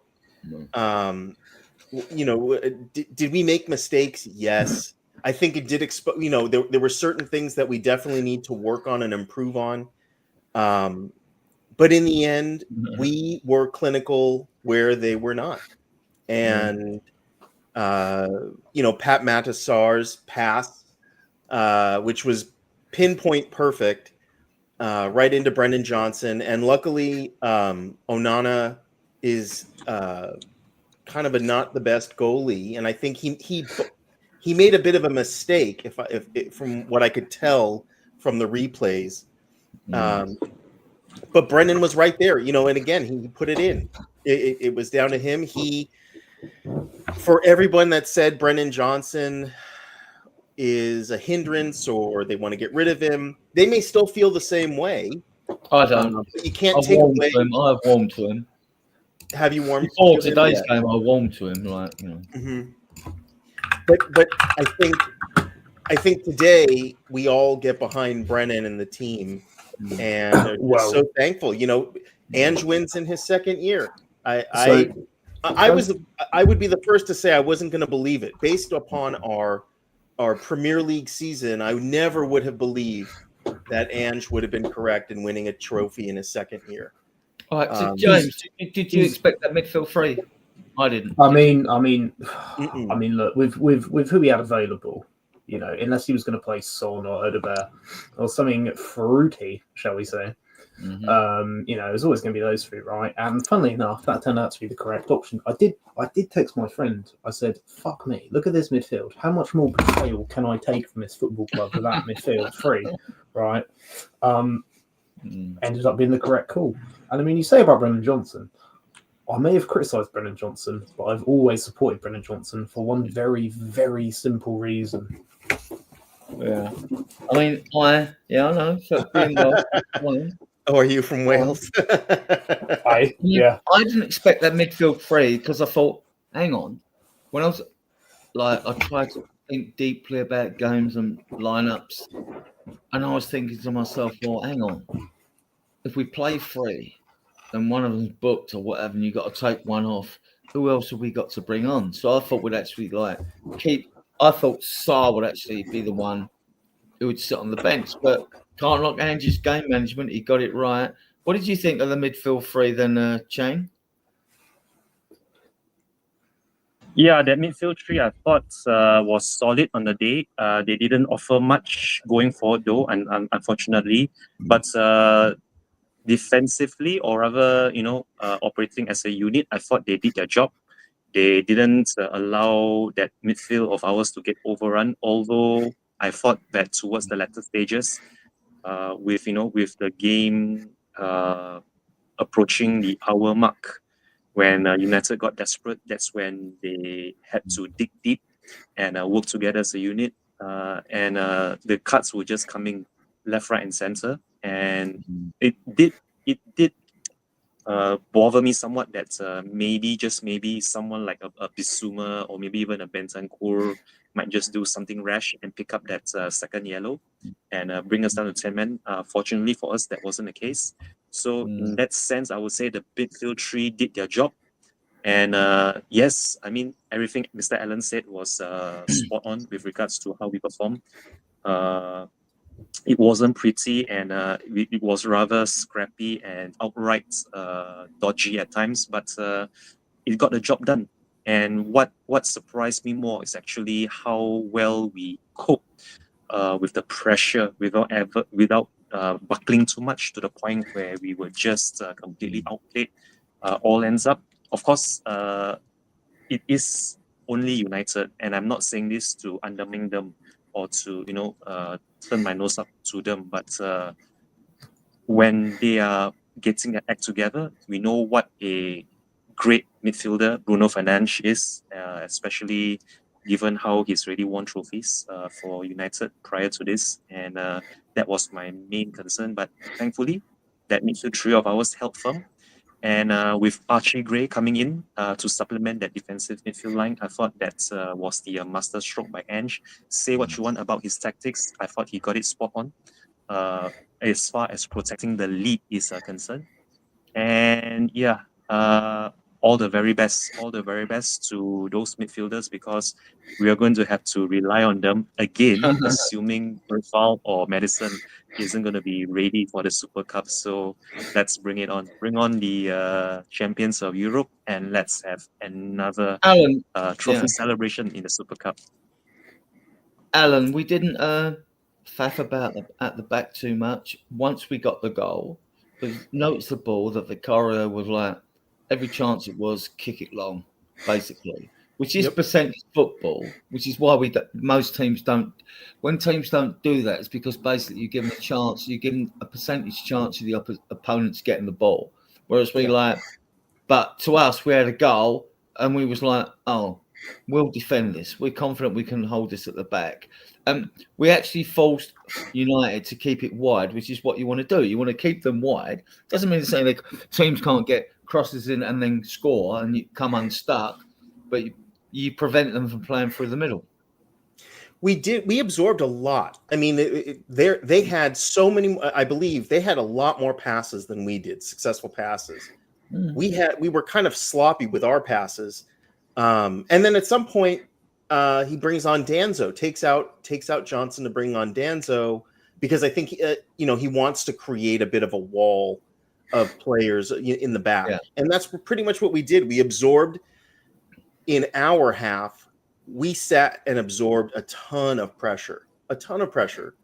I mean, Mickey van de Ven had as many awesome saves as Vicario today. That on the line save is the unspoken hero of the day, in my opinion, because he kept us alive. Otherwise, we're going into extra time. So I think Ange did the right thing by reinforcing our back line with Danzo. Danzo's a big guy. Yeah, I didn't realize just how big Maguire is until he was standing next to Danzo. Danzo's 6'3", and Maguire was like towering over him, or just his forehead was towering over him. But we were playing against 12 men because the ref was giving everything to them. I mean, everything. Free kick, a lot of free kicks. That first half took forever because of how many times he had to stop. It was all about the ref in the first half, which was kind of disappointing because I know Chang had mentioned that it's just Man United, but Man United had to win all of their games, and they did. They went unbeaten in the Europa League. Yeah, we were the first team to beat them this season in the Europa League. The ref who officiated the game. Yeah, he's been done before for match £250 bribe. Yeah. Oh, wow. 20 years ago. I don't understand how you can be done for match fixing and still be a referee. Like if I diddled a kid, I wouldn't be allowed to be a teacher again, would I? Right. I get that's not quite the same thing, but I didn't actually think the ref was that bad today. I didn't think he was that bad today. I wasn't against the changes because it looked like we were 4-3-3, which wasn't quite working because we didn't have that creativity. So when Ange changed things, it wasn't going to make a bad difference. It could only improve us, and actually it did improve us defensively. So I think he got the game management perfect. Actually, I think he got it perfect. We're under pressure, forced them wide. I thought he got it absolutely spot on. He's not a I clueless do. manager. He probably won't be our manager going into next season. I mean, No. if those won't have it. But like, look, he's got us our first trophy in 17 years and the first European trophy in 41 years. So like, I am Get him not a going to knock statue. him for that. Yeah. Get him a Fantastic. statue. Yeah. Well, I'm not. See the old statue things, right? Because I've watched this club play football for over 6 decades, right? Yeah. I could list so many players and even managers that deserve a statue. I'd rather see murals, whether they're in like cast bronze or something like that, around the stadium with teams that have won things and stuff like that, than statues. If you give a statue to every player that's done well at this club, you'd have a terracotta army around the stadium. Like, you know, just kill the effect, right? I mean, like, so that's just my point of view. Others might say, oh, yeah, but he's better than him and he should have one and he should have one. Well, to me, you know, you got to look at the fact that, like, we've won 18 trophies in our history. So, like, and the fans won't remember Vic Buckingham. They won't remember Sydney Arthur Rowe. You know, they won't remember Pete McWilliam. And these were integral to our history, and they were integral to football and European football, which I'll probably go to in depth in another podcast, like about the Spurs way of playing football, which Europeans took up and used their coaches as well, right? Because people won't realise that a couple of our players, one managed Ajax, won the Eredivisie with him, he then moved on, he won the Copa del Generalissimo with Barcelona, and they won't even know who Vic Buckingham is, right? So this is why, you know, you have to look at the influence of football when it was back in that day. I mean, when you go back to 1900, basically, there wasn't no crossbars or goal nets. You know, there was arguments where the ball was hit too high, and that's why crossbars were brought in, because then you knew it was in the goal, you know, nets and things like that. And, you know, and we played on mud baths. You know, pitches weren't the scientific products they are today. I mean, after like a third of the season, they're ripped up. You look at the old pitches of Spurs, covered in sand, the pitch, you know. But we're sort of off the track here a little bit. Look, yeah, I think today David Clark always comes. Go on. I think today we showed something that we first showed in Frankfurt. Something I don't think we've shown as a club for a fucking long time. Not as long as I can remember. We showed this ability to grind out a victory. Like we can play shit, we get a lead, and we battle to keep it. Yeah. You know, the sort of mentality that maybe Mourinho or Conte would have wanted to instill, and somehow Andrews fucking instilled it in the players. I don't know how the fuck he managed to and they couldn't. Right. But we've seen that mentality permeate through today. And okay, Man U had all the ball. They didn't do shit with it. And we defended fantastically. Okay, you get a bit of luck, but, you know, you make your own luck in football, don't you? At the end of the day, we had that mentality that I think's been lacking at the club for quite a long time.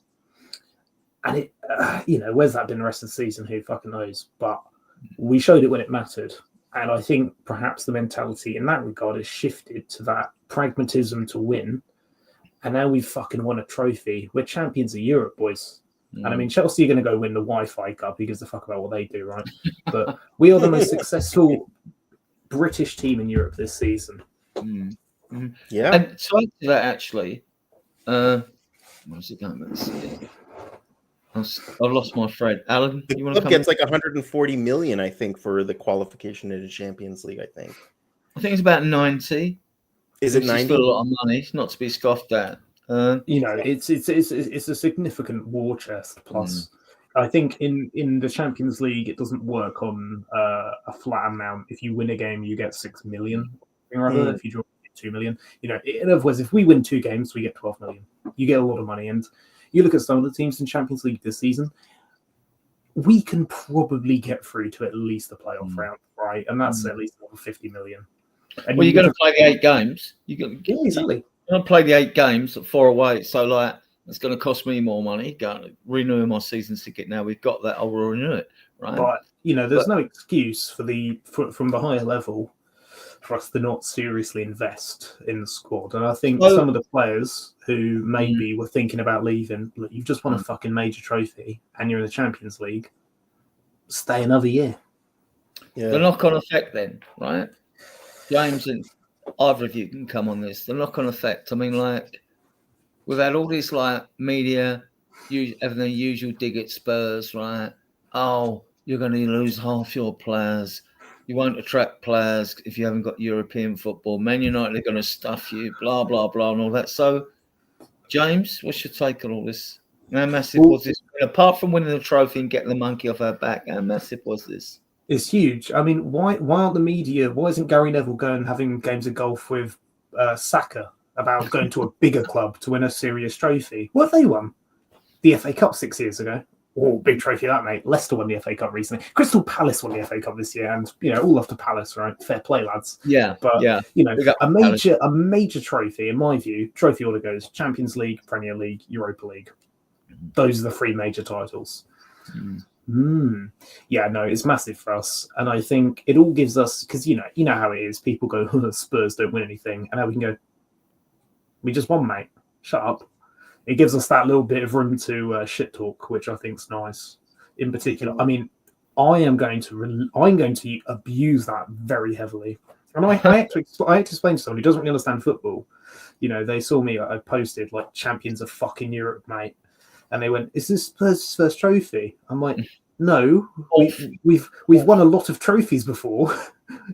Like we've won a lot of. We were the first ever team to win the double." Like, we've won loads of stuff, but people don't know that, do they? Because most people aren't that particularly educated on football history. I mean, we won the Sheriff of London Cup. Who knows what that was exactly? No one knows who the fuck that was, but it still counts. But look, we've won a major trophy this decade, and hopefully it just gives everyone in the club a bit of fucking belief that we are a big club and we can crack on. And hopefully it shuts the media up, because, they're all vengeful. They're all vultures. They're all vultures. They're all dicks. I mean, half the people in football punditry are idiots, and I could do a better job if I was off my face on Skag. I mean, I don't know why Gary Neville has a job. What, because he played for Man U once? He's never said anything insightful. I mean, I'm pretty sure you could go get a local drunk guy from my local Witherspoons, and he would be more entertaining. I mean, he's at least going to say something interesting, isn't he? I think the whole of football punditry, just get rid of them. Go get some random fellas, like pick one representative from each club, from a pub, get them in. Alan, coming into this game, people were going on. I think Tom, one of our admins, come in and said, like, he posted, I don't know if he sourced it or whatever. It's the year of the bird. The Magpies Newcastle won a trophy. The Eagles Palace won a trophy. The Livebird Liverpool's won a trophy. And it's Spurs the Cockerel. And then someone messaged me and said, well, don't forget the Philadelphia Eagles in America, or the Hawks or the Ravens. Are the Hawks or the Ravens in America? Or are they Australian or somewhere else? I don't know. No, they're here in America. Baltimore Ravens and they won Hawks. They won something. I don't know what they won. You know what I mean? So yeah. No, it is the year. And it's the year of the pigeon. Because of he's a pigeon, isn't he? He's the pigeon. He had a great game today. I thought he unlike in the past, he really was trying hard until he did it to the point where he couldn't, and then he was asking to be subbed off. Yeah. I think it was a great and this win is humongous. I think it catapults us again, because we were going 17th. If we just went off of our Premier League season, we would not attract anyone. And it would just be, you need to sell to buy. But now we are in the Champions League and we're Europa League winners. We're going to be playing in the Super Cup. We're going to be playing in the Champions League. We're going to be able to start. And I hope Daniel Levy is taking note. We need to attract the right kind of talent to be able to challenge in the Champions League. This is we can't just leave it as is and say, okay, good enough. We really need to reinforce. So I think this is going to be a very big summer for us. We do. And I think, like, my take is, all right, you're guaranteed about 90 million going to Champions League. Plus, with our sales, we can get 3 or 4 signings in. And on top of signings, to sign them, we've also got the opportunity of getting like another couple or 3 in on loans. Now, we haven't seen enough of Tell. It's been a small sample to take him in. But he's looked better every time I've seen him, unless I'm delusional. I don't know if it's the same for you two or you, James. He's looked better. So I'm not sort of like by him, but I would take him on loan again. Definitely take him on loan again. What's your take, James? Oh, Van der Ven is superb. In some ways, I think he's better than Romero, partially just because he's so quick. Like, I mean, if that man ever wanted to I was shot talking about Tell actually, but no, oh, Tell, sorry, sorry, I'm in my world at the moment, mate. No, Tell's a good player. It's fine. Listen, we're all drunk on the fact we've won trophies. That's fine. I don't give a shit. Anyway, I mean, Van der Ven was superb tonight. I fucking thought Romero was as well, and I know I said it earlier, but Maguire missed a header. Just for the benefit of everyone who hasn't heard or didn't see. And Romero walked past Maguire right after Maguire missed, and Maguire was like, and Romero was just going, yeah, right in his face. And that is why I fucking love Romero. That shithouser, I just fucking adore. No, I thought Van der Ven was excellent. Till, I don't know. I think I'm happy for Son, but if I was being tactical, I would have probably bought Tell on over Son, solely just because of the fact that Tell is. I would have at least bought Tell on for Solanke earlier, just solely because I think Tell's quite good at holding up the ball, and also he's quick. And Solanke did just look knackered, from the 70th minute. He just looked tired. But yeah, question to both of you. Then you can either take it. How do you think the fan base reaction is going to be now? We've won a trophy, to what their reaction has been negatively towards some of the players in the squad. Wow. Well, I think the fans first. I think the players that they always were behind, Mickey Van de Ven, who showered himself in glory with that, as David Clark is pointing out, and I said before, that goal line save was probably one of the biggest moments in the game. That was the game winner, basically, yeah. Yeah, and that's the thing. Brendan Johnson's, goal was good, but it wasn't like a spectacular goal. He got it in with almost like just with grit than with skill. But Mickey Van de Ven clearing that ball the way he did was insanity. But the players like Brendan Johnson, again, Brendan Johnson won it for us. In the end, it was his goal that put it in. Luckily, it was a mistake from Bruno Fernandes, and then Pat Matasar kind of got the ball and then was able to cross it in.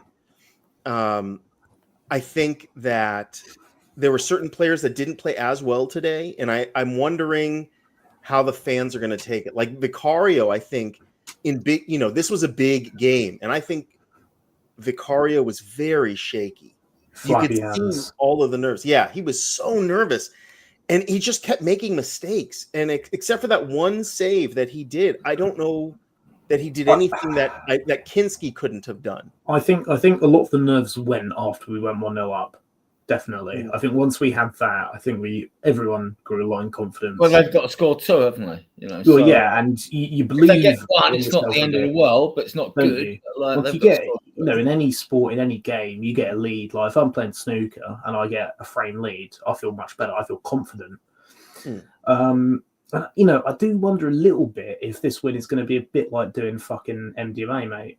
Are we going to feel fantastic for a day or two, then feel shit about the club for a little bit? I don't know. I don't think we will. I think generally everyone's going to be positive. Even the people who I know are fucking miserable and negative constantly are happy. So I think, okay, maybe we'll have a more sober assessment in a few weeks or a month or whatever. In the squad, though. No, and I think this, Cup when we win got to the doesn't mean Champions League final, everything's all hunky dory now. It isn't. The squad needs it needs already upgrades. Upgrades. Yeah. When we got to the Champions League final, we lost. Okay, whatever. People just thought, we'll just crack on. No, there does need to be serious reassessment and serious surgery. We had Sissoko and Winks in midfield. You would think a team would get to a final with Sissoko and Winks in midfield. But I think at the very least, if this final's done, if this victory's done nothing else other than cheer us up for a bit, hopefully it's changed the mentality of the players who are good enough to stay to believe this is a club you win trophies at. Yeah, and give everyone a bit more belief, especially for the younger players who are coming Yeah. through, seeing this, of being a part of this. Okay, This is a club you win trophies at. makes a good point. You criticise the ref, but that wasn't the opinion of commentators on different media. I haven't seen any of that yet. I haven't gone to look at clips and run video. Well, I want to ask you both though. I mean, I am a biased Spurs fan because I'm a Spurs fan. That's the way we are, and we're very stoic, and we shield ourselves from everything because we know that everyone fucking hates us, right? But trying to be like balanced and objective. To you both, what was your opinion of the referee today? Because I thought we should have been given a few more free kicks but we won the game, so it doesn't matter now. But what was your take on the referee? I thought he was. Well, I thought he wasn't so good. I thought the first half, it felt like an NFL football game because in the NFL you have your play and then you have a down and then you restart again, and there's a lot of restarting, stopping and starting and stopping and starting. And it felt like that in the first half. He kept stopping it because he kept penalizing our players for things that looked so light. And it just messed with the flow of the game. Throughout the whole game, he was slowing down our flow. He was interrupting our flow. When we would have a corner kick, when we wanted to kick it in, he was like taking extra time to chastise the players in the middle. I didn't think he felt like he should have had a Man United jersey on, in my opinion, from what I was watching. I was not thrilled with him. I disagree a little bit. I think, yes, he was quite strict on his officiating decisions, but I think he was quite fair to both teams. And he showed... This is one thing that very much annoys me about officials. If it's a big game, like a World Cup semi-final or a European final, they are more lenient on cards, which I think is completely wrong. I think it should be the same no matter what the game is. Unless, other than a derby, maybe. But I thought the one thing I really liked about the referee was when he gave a decision and, Bruno Fernandes and Harry Maguire were surrounding him, he didn't change his decision. He stuck by it. Whereas some refs do walk back on choices due to pressure, and I do respect. What about some of them? Maybe I'm biased at the ground. I want us to win the trophy, but there was some coming together as players, and I thought they weren't even free kicks, but they got awarded them. Yep. Yeah. No. He did. I think. I get the feeling he was trying to give a sense of fairness. I do think he got a few things wrong, right? And do you know the one thing I will say? There wasn't any VAR today, was there? VAR didn't get involved in anything today, did it? No, not that. I'm sure it looked at stuff, but I don't think it had any effect. And he made small errors, but nothing that I would consider. There was some wild significant here and there, but just nothing that would have affected a goal or changed the game significantly. I don't think. I guess if I were to stand on the other side and look at it because again, as I said, I didn't think he did such a good job. But if I were to stand on the other side and go look at it more glass half full, we were scrappier. The Spurs were scrappier, and so we were much more physical. And I think that unnerved the United team a bit because. If anything, usually we're not scrappy. We're the opposite of scrappy half the time. We crumble when teams get scrappy with us. When we play teams like West Ham, scrappy teams, we tend to crumble. So being the scrappy team, I don't think I think the referee just kind of was trying to keep it a little more calm. To as you kind of pointed out, balanced, so that it didn't get out of control. Romero very easily could have gotten out of control with Maguire. In fact, I think at one point he did get a little out of control with him, which is fine. Shithouse. Well, Maguire was the same, though, to be honest. Yeah. Oh yeah. He gave it back, but I don't think that they didn't know how to handle a Spurs team that was scrappy. To be honest, I'm not used to seeing it, so it was really nice. It's like in the past we're folded. It's a complete departure from what we used to, and it reminds me of the Amazon documentary when Mourinho was the manager. And he said, "You're nice guys, but if you want to win, you have to be cunts." Yeah. And today we were cunts. Yeah, Daniel. You know, especially Romero, especially Richarlison, even Johnson actually I thought was good defensively. Yeah. We played like people who didn't care how we won as long as we won. And it must just be that South American influence in the team. Maybe it's Ange, you know. He's won ridiculous amounts, but the team just battled as a team today. And, you know, whatever the ref did, you know, we won at the end of the day. Maybe he was good, maybe he wasn't. I don't know. If we lost, maybe I'd be sitting here complaining about how shit he was. And I mean, he did get done for match fixing 20 years ago, so maybe he's corrupt. Who knows? Maybe we bribed him. I don't really give a fuck if we did, to be completely honest. Like, I don't care if Daniel slipped him a brown envelope. I mean, you know, City slipped plenty of people brown envelopes, and no one really seems to care about the fact that they did that. So who cares? But you know, end of the day, you know, I think the ref kind of was strict, but I don't think he disproportionately penalised us. I think it was just the fact that we were physical and scrappy, and so we got penalised for that. But you know, Man U had more yellow cards than we did, so you know, I don't know. I don't think he was dreadful. Nothing stuck out to me necessarily. I was just ridden with anxiety for the entire 90 minutes, well, 100 minutes basically. You know, I probably had the same level of anxiety someone in a plane hijacking does the entire time. But yeah, have a fucking beer, mate. Crack on. Yeah, big up, Flav. Big up, man. Big up. Yeah. Have a drink, have a sniff, have a smoke, whatever, mate. Crack on. A special occasion. We've won a trophy. We took the 17-year monkey off our back. Oh, yeah. Which is, it's massive, Al, isn't it? It's massive. Massive. Not because, like, if there was no European no like Champions Leagues next season, it wasn't the fact that Sonny's been so loyal to the club, blah blah blah. It'd be just the fact that, like, if we just won a basic trophy, and this is what gets me with Arsene Wenger, and you can tell he's a bitter, twisted old git, because saying that the team that wins this competition, right, shouldn't get a guaranteed place in the Champions League. Well, hang on. If you want to promote the competition and you want teams to go in it strong, then you've got to have a lure that wants them to go in it strong and take it seriously. And the fact that it gives you a Champions League place means that teams will take it seriously. Go on, James, if you want to come in. Just remind me again, how many European trophies did Arsene Wenger win? I don't know. Probably none. I don't know. 0. Oh, yeah.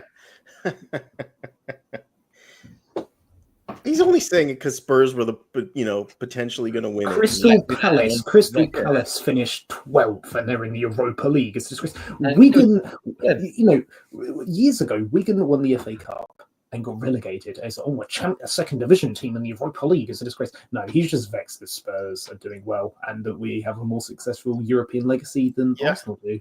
Totally. And you know. Well, if anything, it's kind of like an indictment on the rest of the European teams. The fact that a 17th place Premier League team can win the Europa League, what does that say about all these teams that we beat? I mean, the thing is, we did something we haven't done before. You know, around Christmas time, we kind of realised the league is done. You know, we're not going to be competitive at the top. We're going to throw everything at the League Cup, the FA Cup, and the Europa League. You know, if we weren't in the Europa League, we would have probably finished much higher in the table. It was just a case of we're going to sacrifice league position for potentially winning a trophy. Yeah. You know, it's just nonsense by like an elderly French person who's vexed that Ange Postecoglou has a more significant European legacy than him.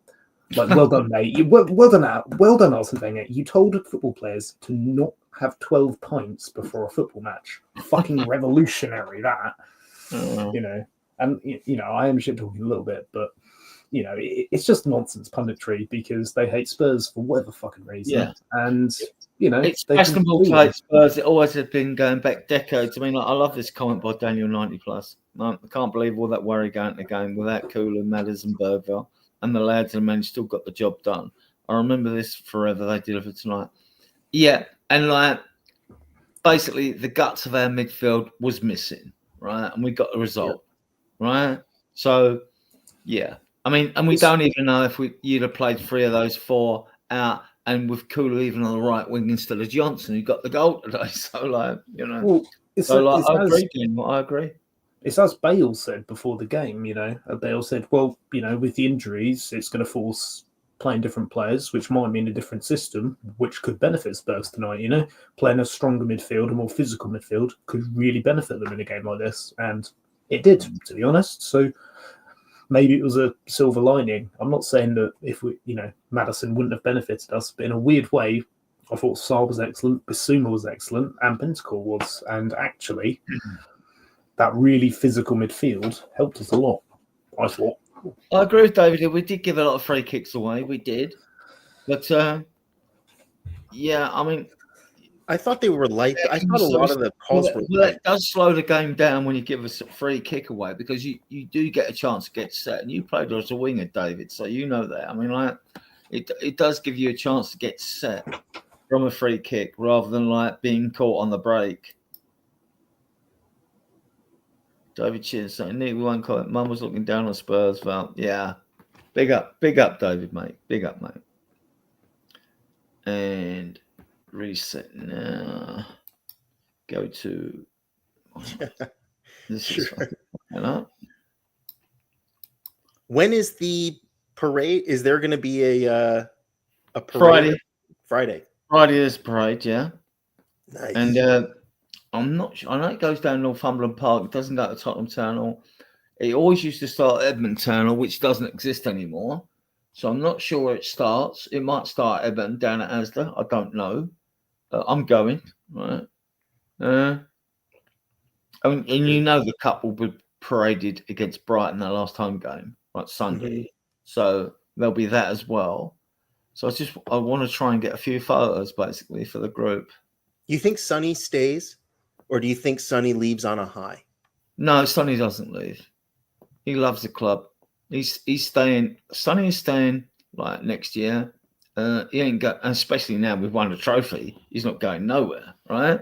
Because we might nick a domestic cup next year. We're being realistically, you never know.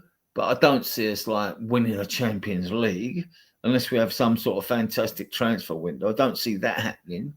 I don't see us winning the league. But does that mean that we can't win the League Cup, FA Cup, or, you know, next season? Why not? Why not? Why not? No, and I think this also means that we can attract much more attractive players. Yeah. You know, so we could have a very good transfer window if we have the, you know, the money to back it up. Yeah. I mean, it's massive, isn't it? I mean, like, the win is massive. It's you know, again, the trajectory of our season, goes completely against the grain.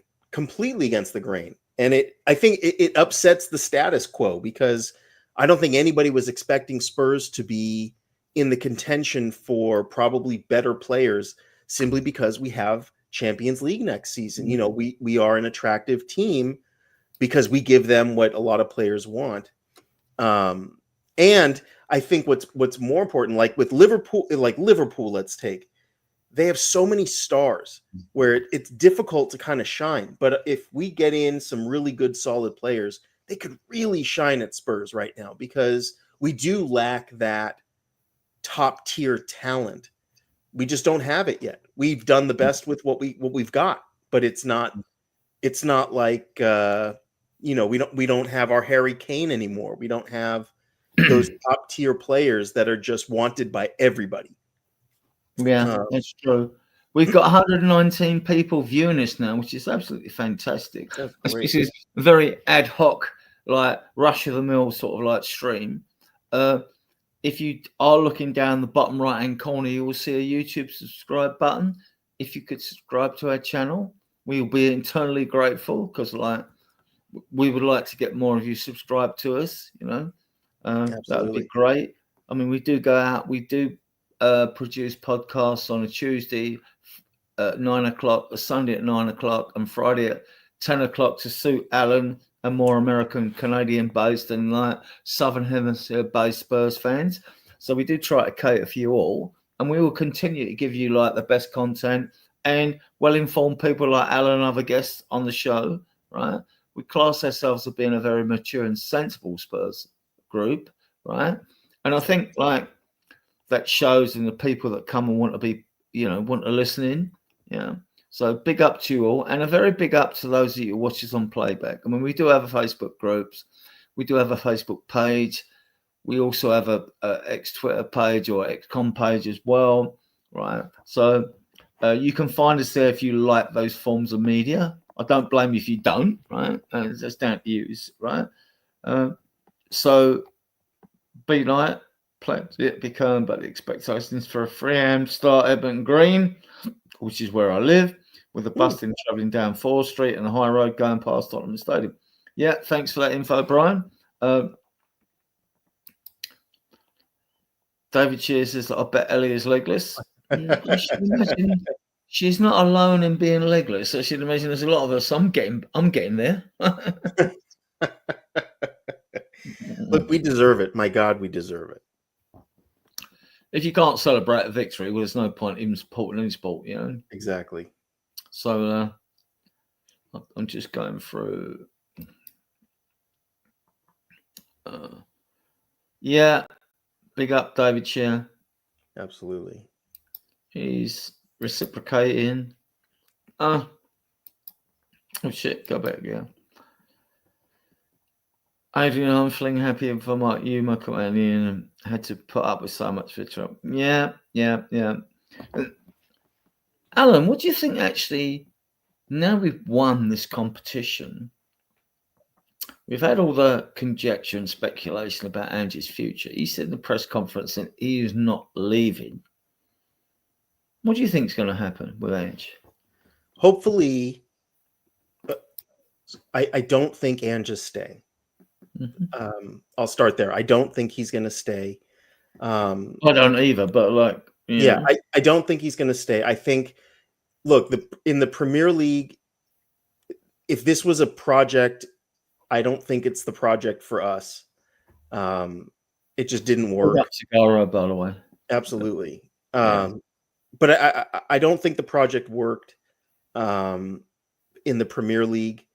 I think hopefully Daniel Levy will give Ange a chance to maybe he'll say something like you can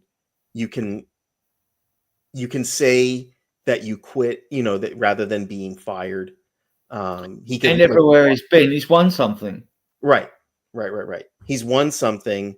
He can kind of walk away with his head held high saying, look, I told you I win things in my second year, and I did win you a very big trophy in your second year.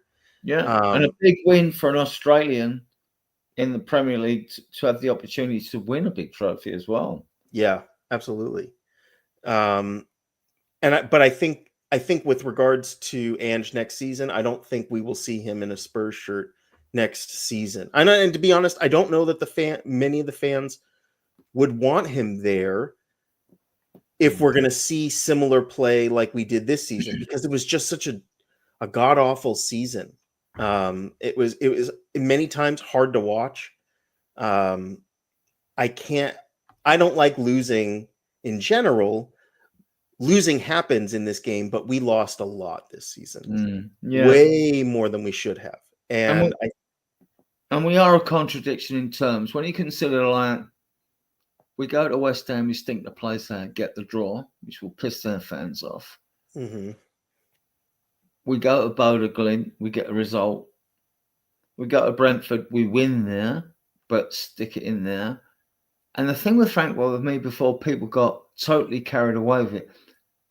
We didn't intentionally go there to defend, but like tonight, once we got the first goal, we decided to defend it, and then we got, and we go on and progress in the tournament. So it shows that with these players, we can do it defensively, we can do it mid-block, we can do it we can win up the front when we choose. So I understand the confusion with Spurs fans when well, what are we? I mean, because we've shown different facets to what we can be.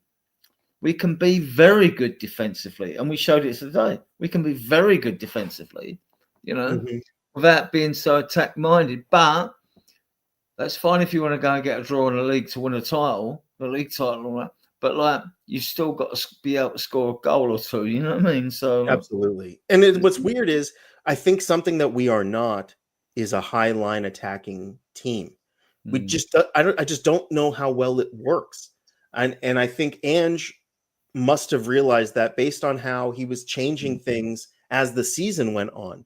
How he did it tonight. We weren't really playing high line. You know, we didn't play Ange ball tonight. And I think that if anything, Europa may have maybe hopefully convinced Ange that he doesn't have to be so rigid in the Premier League if he is going to stay in the Premier League. He doesn't have to be so rigid. He can win in other ways without trying to prove that one style can beat anything. do you think he's learned a lot more about the squad? Yeah, absolutely. And then look, and if anything tonight, the way I saw him after the game, hugging everybody and whatnot. So, and even Basuma, who I thought Yves Basuma and Ange may not have liked one another based on how little Basuma was playing. And Ange probably not happy with how he's practicing, and Basuma probably feeling like, hey, he's not really looking at me the way I want him to. But even Yves Basuma came out and called him Uncle Ange, and said it was, he loves him. So love this content, love this Tagaro, love it. Yeah, it is what we are, really. This felt amazing. It really did feel amazing. But to answer your question, I don't think Ange will be here next season. And I think Ange. Yeah, I don't think he will as well, because if Paratici's coming in, I think he'll have an idea of who he brings in. I think the only reason that Ange will survive, apart from winning this first trophy, which is brilliant, right? As if like they're thinking of bringing Poch in after the World Cup or something like that, right? Because Poch would come back. So it wouldn't be a question you've got to struggle to get him in. He would come back, because to him it's unfinished business. So I get that. And the fans like him. Although half the fan base were at his throats when we hadn't won so many away games. We left in November of 2000 or whatever it was. I forget what it was now. That's different. I mean, the fan base is like, oh, we're linked with Glasner, or we'd like Glasner. He won the Europa Cup with like Frankfurt, and he won the FA Cup with Palace now. And great for Palace. I'm pleased for them, right? As a London club. I get the fact if like other London clubs, Brentford, Palace, don't like us. I get why West Ham, Chelsea, and Arsenal don't like us more than them, right? So I get that, right? But no, I was pleased for Palace in their FA Cup win. Right, and they're in Europe, and great for them, right? So that might keep that might mean that they keep their best players. You know what I mean? I sort of hope they do, basically. Except for Eze, I think Eze's too good to be on that team. I think he deserves he deserves a team that will not only do better than Crystal Palace, but can really win stuff. And because his talents, he's amazing. He stands out on a team that is it may be easy for him to stand out, but he would stand out in Manchester City. He would stand out at Liverpool. I believe that he's that kind of player. He would stand out wherever he goes. And now and from what I understand, he's been in talks. Well, we're always linked to him, right? They always. Yeah. I think we've got the same. I think it's base agency or something, which Porro's in, Ange's in, others are in, all that. So I don't mind agencies, because like, although they'll give you the stats on players when you go to them, so you've got the info. If you're a recruitment team for a club, you go up and say like, what stats information you got this player, and they go like, well, we'll give it you, but you got to pay a fee, and you go, yeah, okay, that's fine, right? And then once you sort that out, if you're not too familiar with a player, then you'd send like Rob McKenzie out as their chief scout, or Max Legger as first team scout to go and watch this player then. And then what have you not done in the past? You then have to do the due diligence on the player's mentality and all that. Like, is he a team player? Is he a miserable bastard? Is he an extrovert? Does he blend in well with people? Because with Ndombele, I think we completely screwed up. Everyone, well, it's not. I don't have to say that. People know that. It's common knowledge. And like, he wasn't what we expected for like 60 odd million quid, right? Yep. And this sort of shit has to stop, right? Yep. I don't give a fuck about the price of a player, right? That is not important to me. Is the player quality? When some of their fans go like, oh, hang about, Joe Bloggs we brought in, yeah, he only cost 15 mil, he's shit. No, hang about, Bergvall only cost 8.5 mil. You know, Mhm. you have to weigh it up, right? So don't do that. I would admit that we've gone youth centric a bit too much because we only got Solanke in who I consider as oven ready. And when I look back for the decades of strikers I've seen at this club, he doesn't compare with loads of them. He's effective in the modern game, the robotic football that everyone plays. He's effective in that, but he don't compare with strikers we had in the past at this club that like were game changers and come on. You know, No, he's not a Harry Kane player that can change a game with one strike. You know, right. Yeah, no, You he's know? not even close. He's not even Not even close. close. But Yeah. but in today's game, he's got 15 goals and 8 assists. That's 23 contributions in a season. You know, that is not bad for your first season with a club, right? Mhm. I mean, like, and we Puppet Johnson, 17 goals and like 6 assists. You know, Son about 12 and 12 or 11 and 12. Madison the same, 12 and 11 or whatever. They are good numbers on those players, but they haven't like when you're at a ground and you're watching a game on the eye test. And I come back and look at the stats, right? When I look at these stats a lot of times, Al, they don't match what I've seen myself at the stadium. You know what I mean? Like, I'm thinking like, hang about, this doesn't match up. You know? Do you think they're doing better, or do you think that do they wind up doing better in the stats, or are they not doing as well in the stats?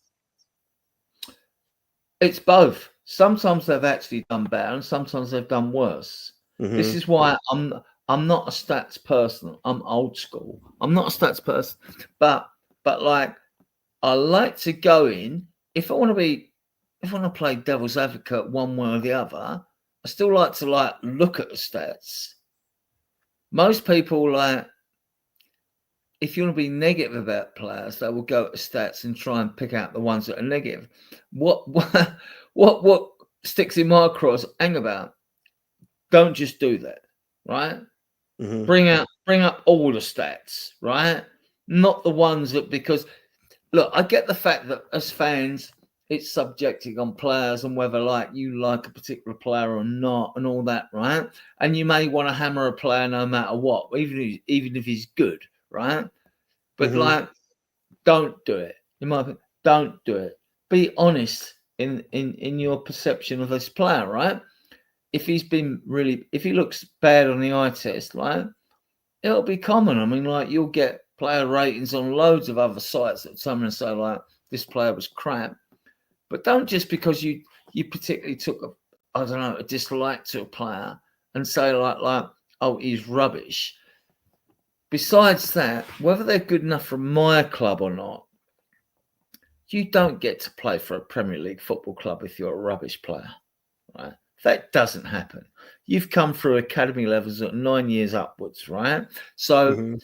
like, you're a good player, but you might not be good enough for us to take us forward to get us to like winning a Premier League or winning a Champions League, which is what I would like to see in my lifetime. I don't think I'm going to see it, but I mean, like, that's what I'd like to see, right? So that's what I call. And what I found disappointing with Andrew's tenure was like, time we got to the last 12 games of the season, when we'd passed the tipping point anyway, right? Whether I thought he was going to survive, right?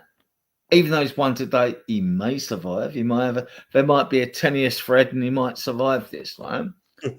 What I wanted to see was growth and progress in the last 12 games. Yeah. And I hadn't seen it.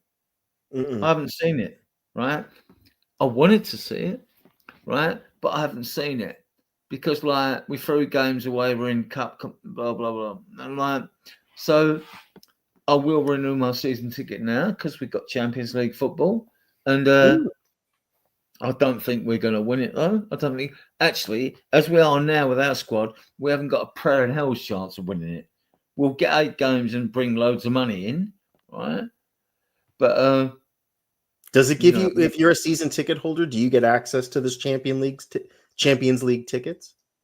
yeah, because like you go on, if you click onto a certain thing, you automatically get that ticket for that game because you're a season ticket holder. Oh, okay. And they'll charge you, and they won't be cheap tickets because they'll be category whatever they are. Right? You know what I mean? So they'll be anything from like £70 to £100. Mm-hmm. Man, I really hope that Daniel Levy does something amazing, you know, and gives over a war chest. You know, again, it's interesting because we're going to have Paratici coming back. We have a new well, he's the CEO, right? What's his name's title now? The new guy? Well, he'll be like either I was told it would be technical director rather than like, you know, football director. I don't really think actually you can change the name of the title, but basically he's going to be the one that oversees it all, right? Yeah. Regarding recruitment and all that. Now, it may have already been decided with Levy and him because he's been a consultant with us, right? Even during his ban, which isn't up to the end of June. So he can join us in July, right? And it may be the fact that, like, I mean, we don't know because there's no transparency there. And you get it because nothing was going to happen till after this final anyway. And now we've won it. It puts us in a good position. But we don't know if Paratici said, well, take him as manager, take him as manager. And Levy said, fine. But if with the competition, do we keep him for another season? Paratici might say, well, if you want to, yeah, I ain't got issue with that. He's won something. So perhaps he deserves to be given another season or not. On the league form we've had this season, he doesn't deserve it. But he's now proven to be the most successful manager we've had since 2008, or if you go back in Europe to 2084. So we're in that situation, aren't we? So what's your take on it? I mean, I look at Manchester United. Was it last season? Because they had Ten Hag, and he won them. Was it the FA Cup? I think they won. Yeah. And they kept him as a result of that win, and they wound up letting him go mid-season, earlier this season. My concern with keeping Ange, simply because he won the Europa League, is we would wind up doing the same thing. We've talked about it before, you know, getting rid of a coach mid-season is very disruptive to the season. I know that there can be potentially some bounce as a result of a new manager, but it's A, that's not guaranteed, and B, if anything, now you've kind of hamstrung the coach because he's inheriting all these players that he didn't necessarily want, and he has to first go through the majority of another season before he can build his own squad. I think it's probably better that Ange leave now, at the end of the season, and give Paratici a chance to bring in the people they want to bring in so that they can kind of collaborate to determine which players work best for this new coach. Yeah.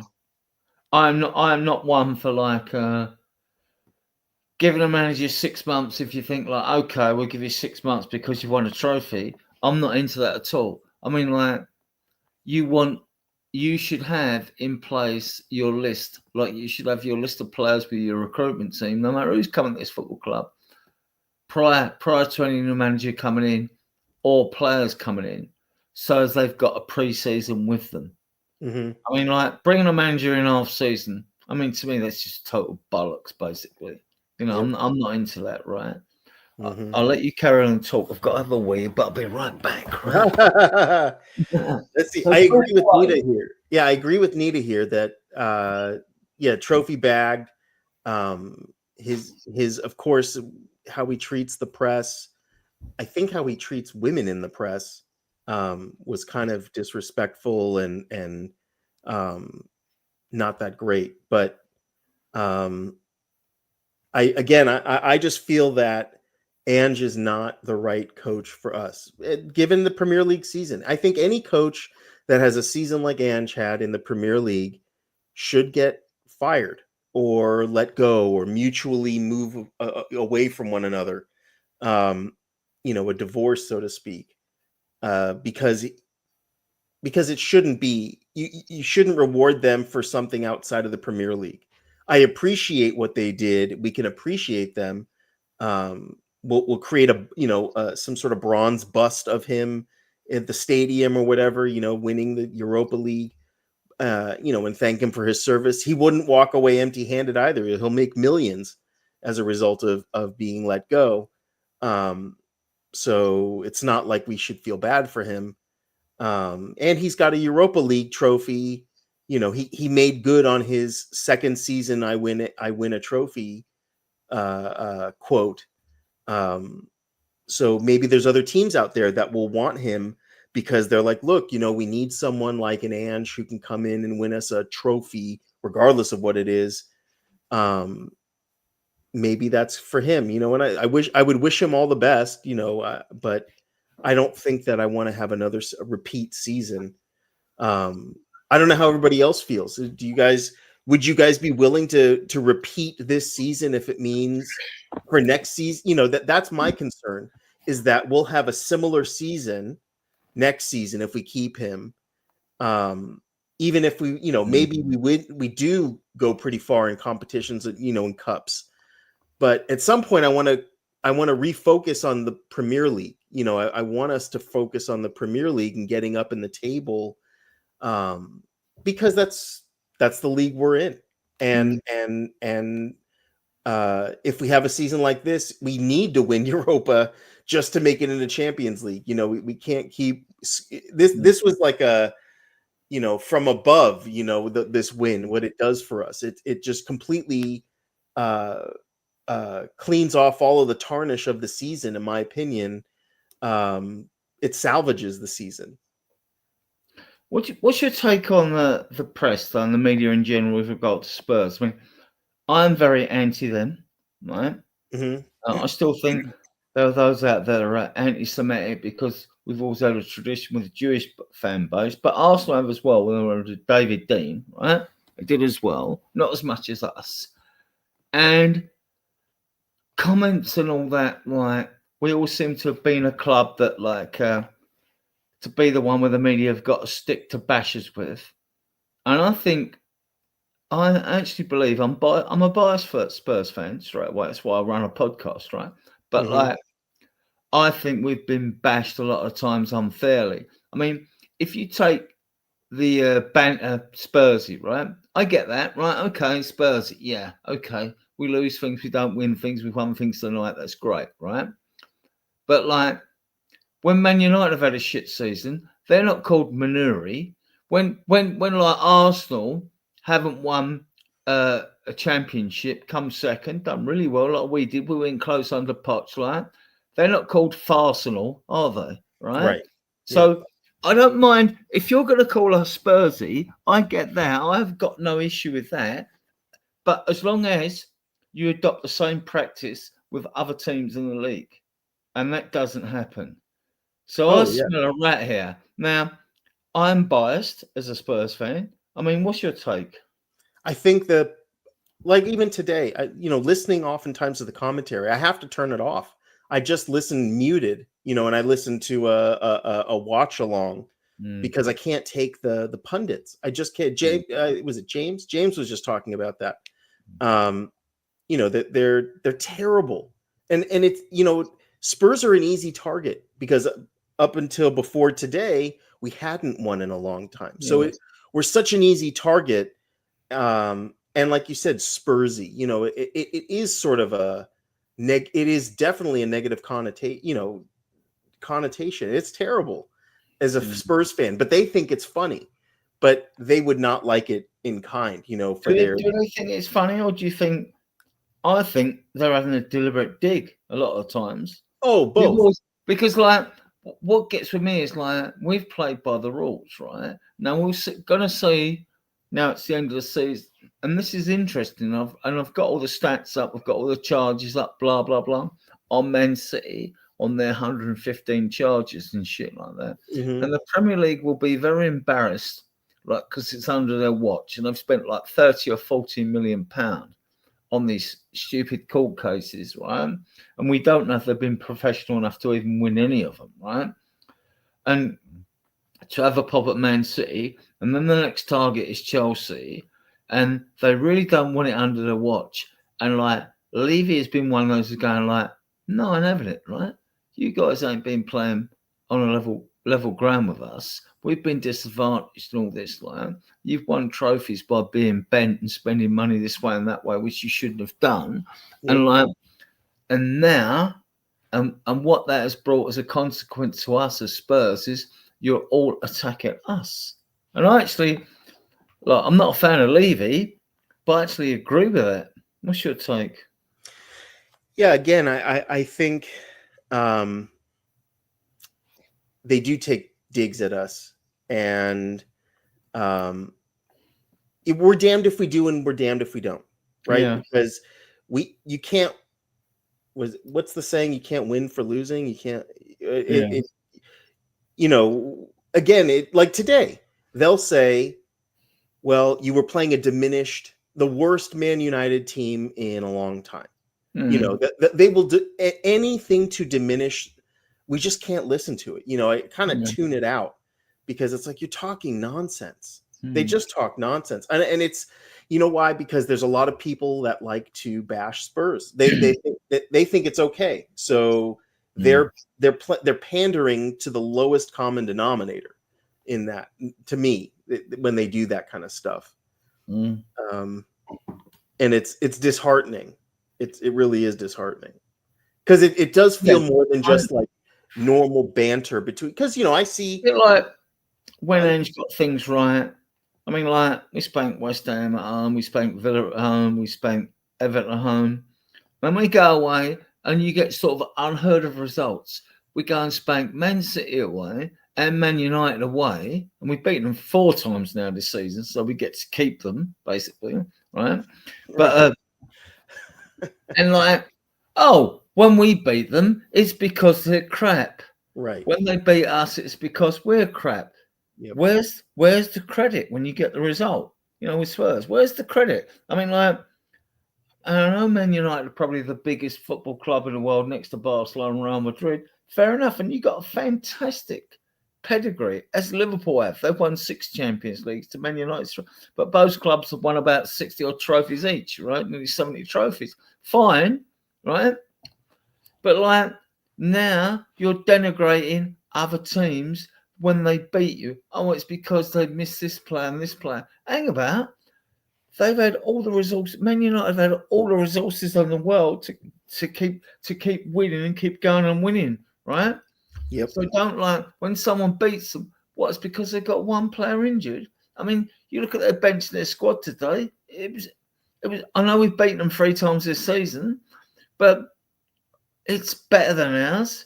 I mean, they pay a lot more wages than we do as well. Way more. Way. Yeah. And like you're better than us. Well, show it. And you can't. And why not? Because you're not good enough to beat us, because we've proved it 4 times. So that isn't a fluke. That isn't a fluke. No. And like it sticks in my craw when like it comes across like that. Man, you'll get a lot of teams in Europe that have got famous names, like, and usually with Man United, the name is bigger than the stock they've got at present.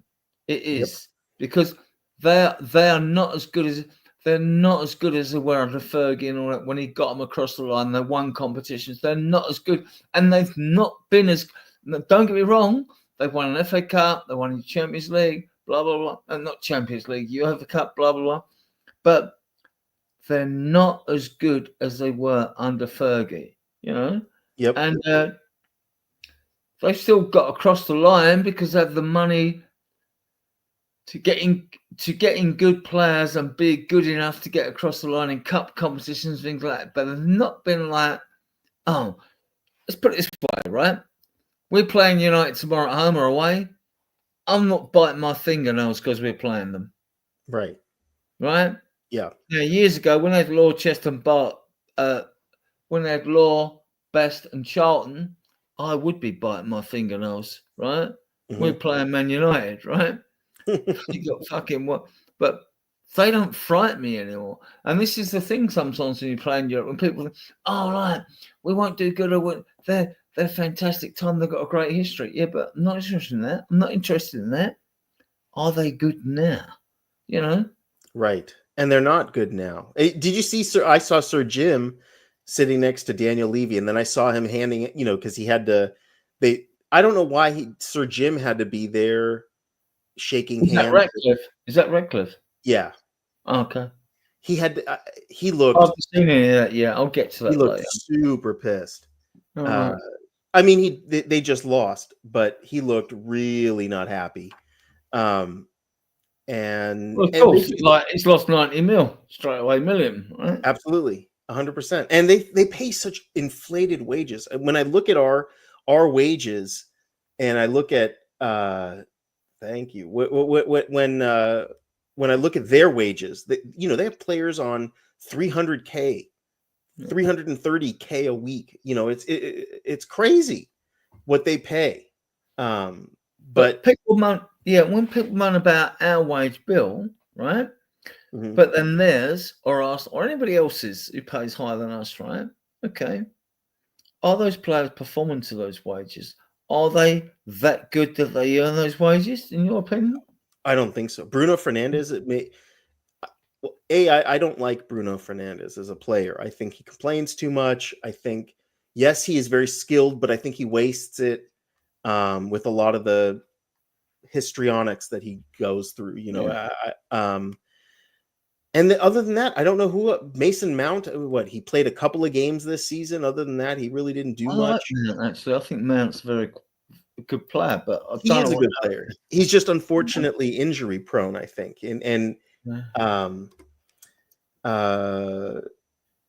But as far as the team, Manchester United they're riding the wave of their pedigree of yesteryear, than anything, and their ability to attract big names and stuff. Like I heard Gyökeres might be going over there. They're signing. I think they signed Matthias Cunha. They're interested in Delap as well. So from Ipswich. So, look, a lot now that the final has been decided, that makes a big difference. I mean, for them, they've not got Europe next year. They don't need such a big squad. That would have been the same with us, right? Yep. So to us, I mean, it's massive that we've got this win. Levy will be wanking over it basically because he's got his Champions League football. That's finishing fucking 17th. It's crazy. He'll grow a full head of hair, but I'm assuming this excitement. It's so much. It's all the money and the glory. It's crazy. It's something that he's not used to. Just like I'm not used to it, and most of us aren't used to it.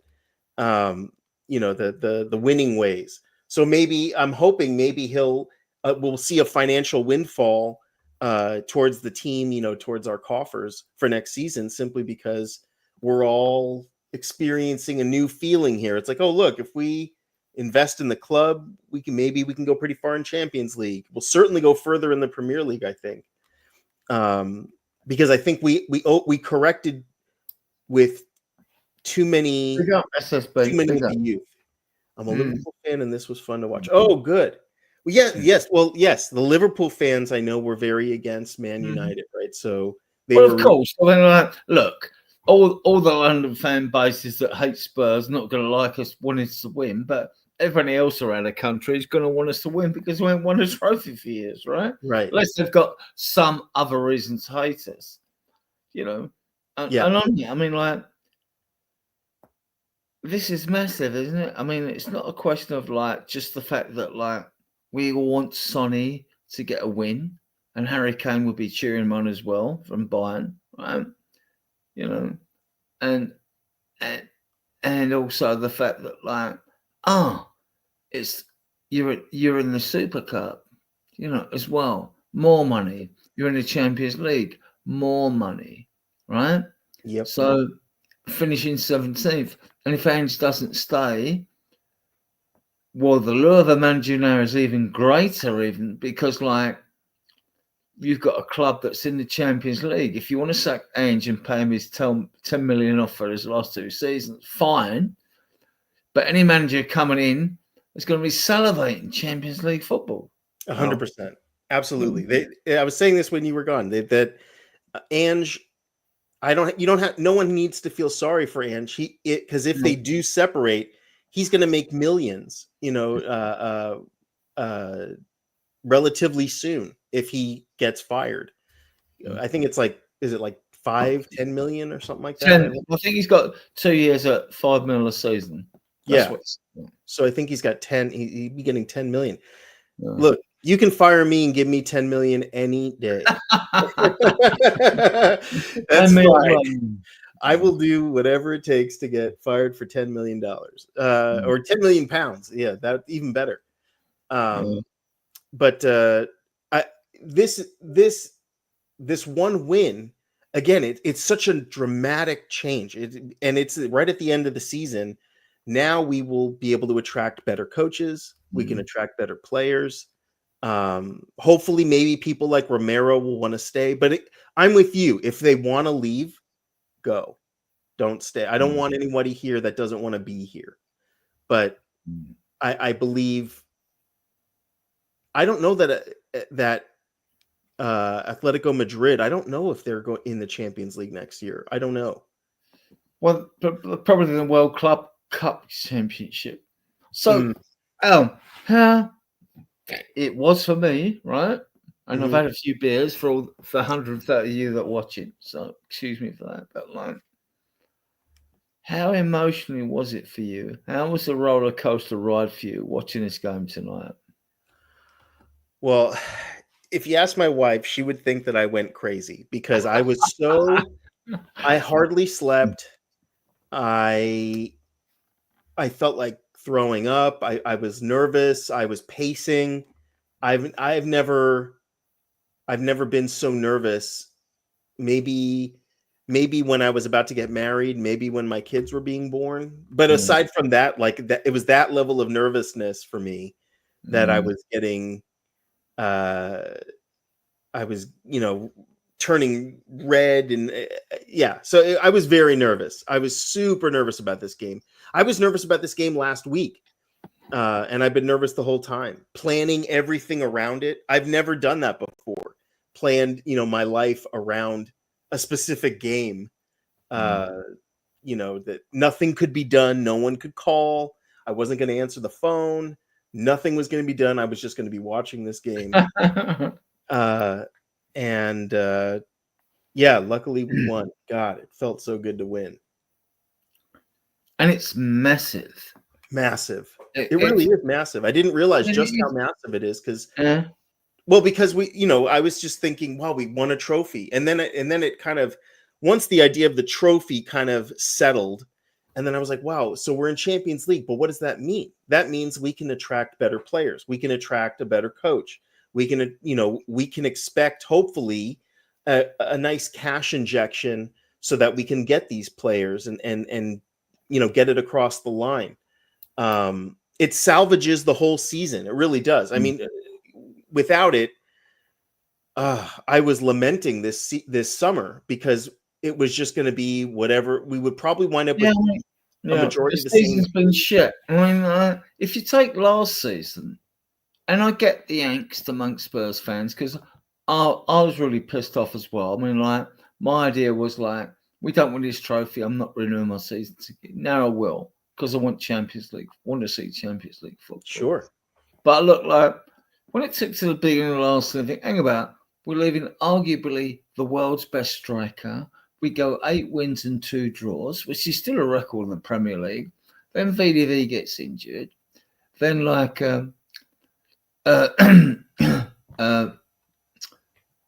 Matty Cash does Bentancur and Madison's ankle's done. Yep. And then you get the fact that Basuma gets 3 suspensions during the season. Romero gets 1. They all go on international duty.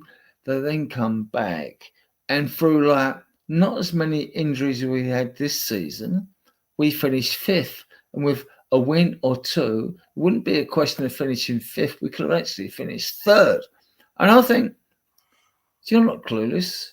Like, people speculate about your style of football. I think, like, actually, you know, you did actually well. You did well.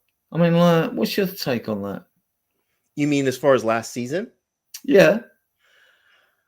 Look, I was last season. I was happy with what Ange was able to accomplish. I mean, he got us into Europa League. I didn't, but it was such a weird time because we had just been through Stellini Mason.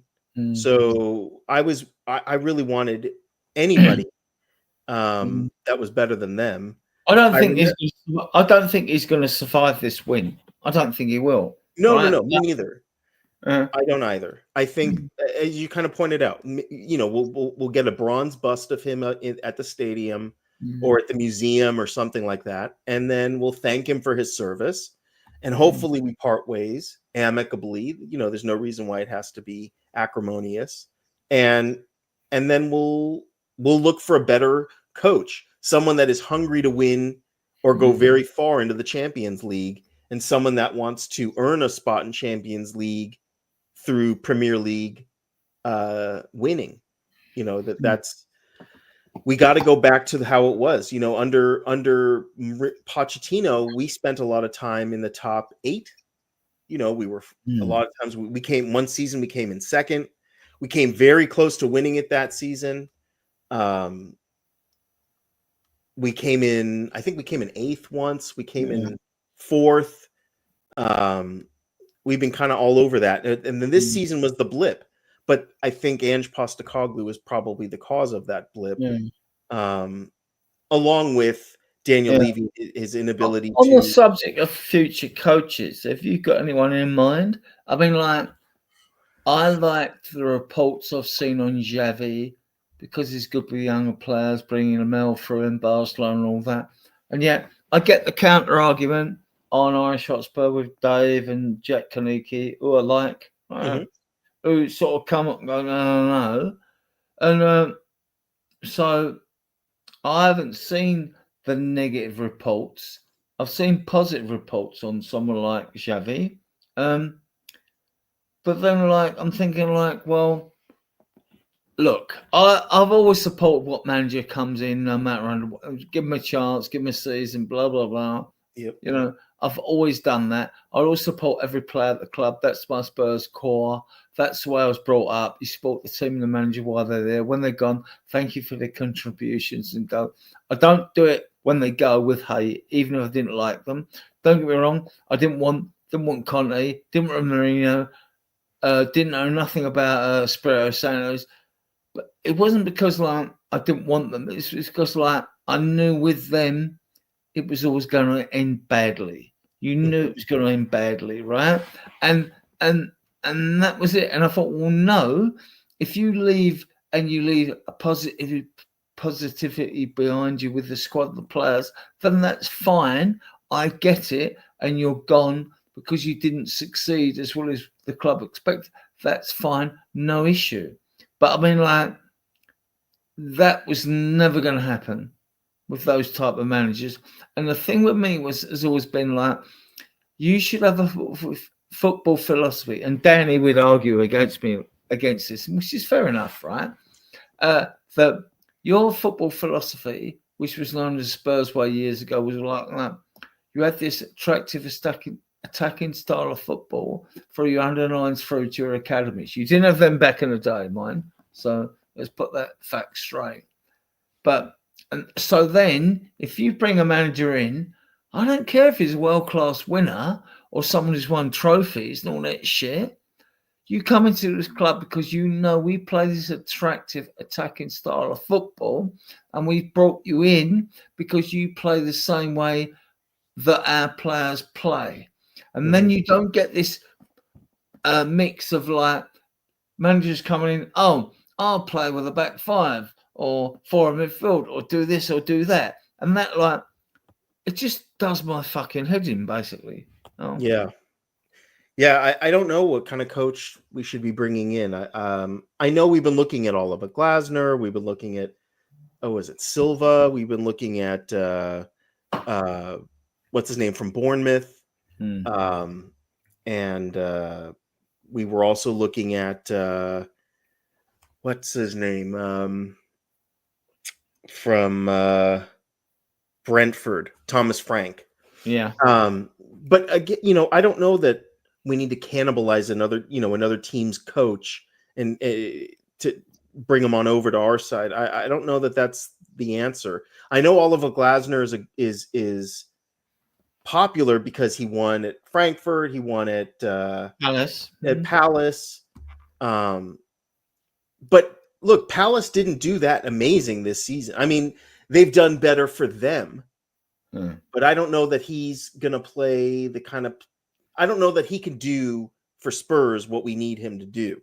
I don't know. I just don't know. I don't know what kind of coach. I'm assuming Paratici is going to be the one that kind of becomes the kingmaker there. He'll choose a coach, most likely from Italy or maybe from Germany or something like that. I don't know. I'm the same as you. I mean, like, I don't know either. I mean, like, because I'm very Spurs centric on the podcasts and when I'm out there putting information out into the WhatsApp groups, Facebook groups, blah blah blah. I'm very Spurs centric, and like, so I'm not an expert like David Harris or Jack Kanicki might be, or others might be, on whether like they've researched these guys, because I haven't. Right. At the same time, when people come to me with negative stuff about a player, manager, blah, blah, blah, if the story is going gravitas, I will go and look at it, and I will look at like the pros and cons from more than one source, because like I don't want to mislead people in our chat channel and all that. And like I'll go and take a look at it and say, guys, like, what do you think about this? Right? You know what I mean? I still quite like Xavi, even though maybe David Harris and Jack Kanicki might not, from what I've read from various sources. Now, if I've got various sources like Jack, or just because he played 7 games for Barcelona doesn't mean to say he's a good coach. That's a valid argument. It's a valid argument, right? So I don't know. But I'm a bit on the... See, with me, because I've watched the under-21s play virtually every game last season, I want 3 or 4 of them to be given a chance. I want Mikey Moore to get more game time. He's had about 9 appearances this season, and they might have been for lots of minutes. I'd like to see Donnelly brought into the squad. Yep. Will Lancashire. Yeah, Will Lancashire as well. I'd like to see, and I would like, because he had rave reviews, might lack a bit of pace, I would like Vuskovic brought in as well. I was watching a video. Those 4. Sorry? I was watching a video recently about Vuskovic. Yeah. And he's a beast. Yeah. He's a big, and he's so young. He's a talent. And when you're looking at positional playing, and like he's got, I think he got scored 7 goals at Westerlo. It's not the goals, right? You're a centre back. Yeah. When I'm looking at you, I'm looking at positional play, reading the game, blah, blah, blah. Counteracting the opposing number 10, all this blah. Good. I'm not saying he might foul in the Premier League. I know he's not fouling. Mikey Moore's not fouling. Donnelly's not fouling. Lancashire's not fouling. That's not happening. These kids are effing good. I'm telling you, they're good. Mikey Moore, look, generational talent. He's going to smash it, right? So, like, that's not an issue with me at all. So, like, I want to see them when we go on a pre-season tour now after winning a trophy. And maybe a couple of those kids will get one of the medals because of the way they distribute them, right? You know what I mean? They've been in the squad. 11 first team players, 12, you're allowed 12 on the bench, there's 23. So I I don't get if you're given 50 medals, how that quite works out. Do you know anything about it? Because I don't. No, I don't. I really don't. Right. So, and I research a lot about this club through all levels because that's my core. It's researching everything about them. Yeah, and George Abbott, who's been at Notts County, he's absolutely smashed it there, right? Mm-hmm. And I want to see him. I seen one preseason game, and actually, I wasn't that impressed. To be honest with you, I wasn't that impressed. But yeah. What about like Wrexham's coach, who took him from the National League to the League Two, then to League One, now into the Championship? He's taken that, consecutive seasons, which is crazy. Yeah. Yeah. He's obviously doing something right. I mean, he has the backing of the ownership, but And I really like Gunter in the 21s last season. I want to see him. I thought, yeah, you look fucking really special. And yet, see, this is where it gets you and it kicks you in the teeth. He goes out alone to Worlds and concedes 4 goals, 3 goals, whatever it is, and they're doing crap, right? And like, seeing him do better, but then like, hang about, then you think, well, is this his level? If it is, he's never going to make it, right? But then when I see him do better, I think it's good. They've got a kid there, Torres Hall. He's like Gascoigne carrying the ball forward. He's fucking excellent. When you see him in good games and other games, he's like, he just like drifts out. And I just think, I like the look of him, but I'm not going to nail my master on him at all. Not at all. I mean, Poch was really good at cultivating the youth, wasn't he? Yeah, it was good. And we've got a really good couple of youngsters. I mean, like Barnett. Olosesi was really good. He didn't get a lot of opportunity, but when he played, I thought he was good. Yeah. Barnett in the under 17s. This kid looks fucking special as well. But it's at that level, I mean, like, then you've got to step up, and you can't just. And when you're given a chance in say we're playing some weak team in the FA Cup, League Cup, or Europa League, or whatever it is, like, you've got to show it. You don't get many chances to show your talent, like, to be considered as a starting member of the 11 first team squad. Do you know what I mean? It's the way it is. I mean, I'm pretty sure that a lot of our academy players now will go on. They'll be sold for 2, 3, 4, 5 million and whatever it is. And they'll bring money in, which will finance the academy. And maybe they'll come back and shock us, and fans will go, oh, we let him go, right? But you can't keep everyone. I remember when Graham Souness was at a team like, and we let him go, and that was because at the time we had better players, So it's not easy, and we will get offers for our academy players next season. We'll get them. There'll be loans or whatever. We'll get there, right? And now, since Dean Rastrick left and Paraticius has got to play for this, actually, we actually changed the whole financial situation of the academy, which was whereby, like, if you think a kid's good, get him in, and if like he wants 500 or $1,000 a week, we'll pay him the money and get him fucking in, and that's what we've done, right? That's all good. So yeah. So now we're down to like, I think like we've been going for nearly 3 hours actually.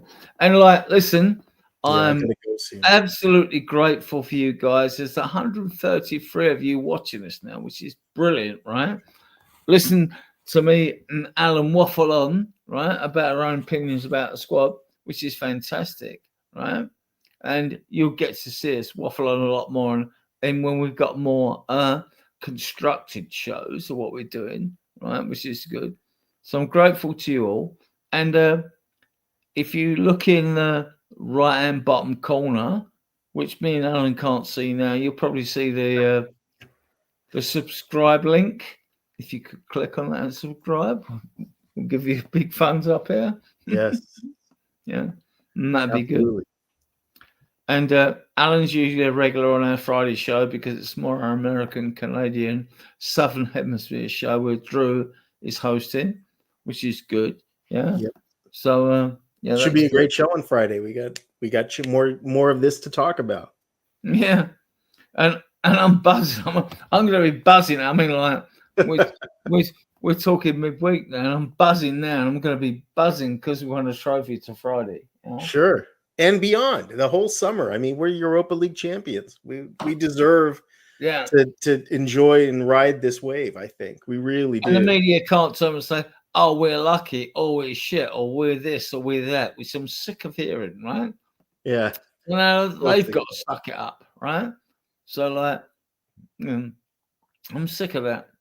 Sick of that. The anti-Spurs, negativity that's out there. I'm sick of it. Right, but now we killed it a day, and so those on Talksport like Jason Cundy or Jason Cunty as I call him, or others, or Adrian Durham, right, who's out there, who now I don't mind the banter, I can take it because I've took a lot of stick over my state and my stance on leave you out or leave you in or whatever is right. But what I don't like about that prick is that he's always quick to fucking criticize loads of teams. He has no respect. No, it's not just Spurs; it's just other teams out there. It just gets me. I don't know what your take on that is, Al. On Cundy?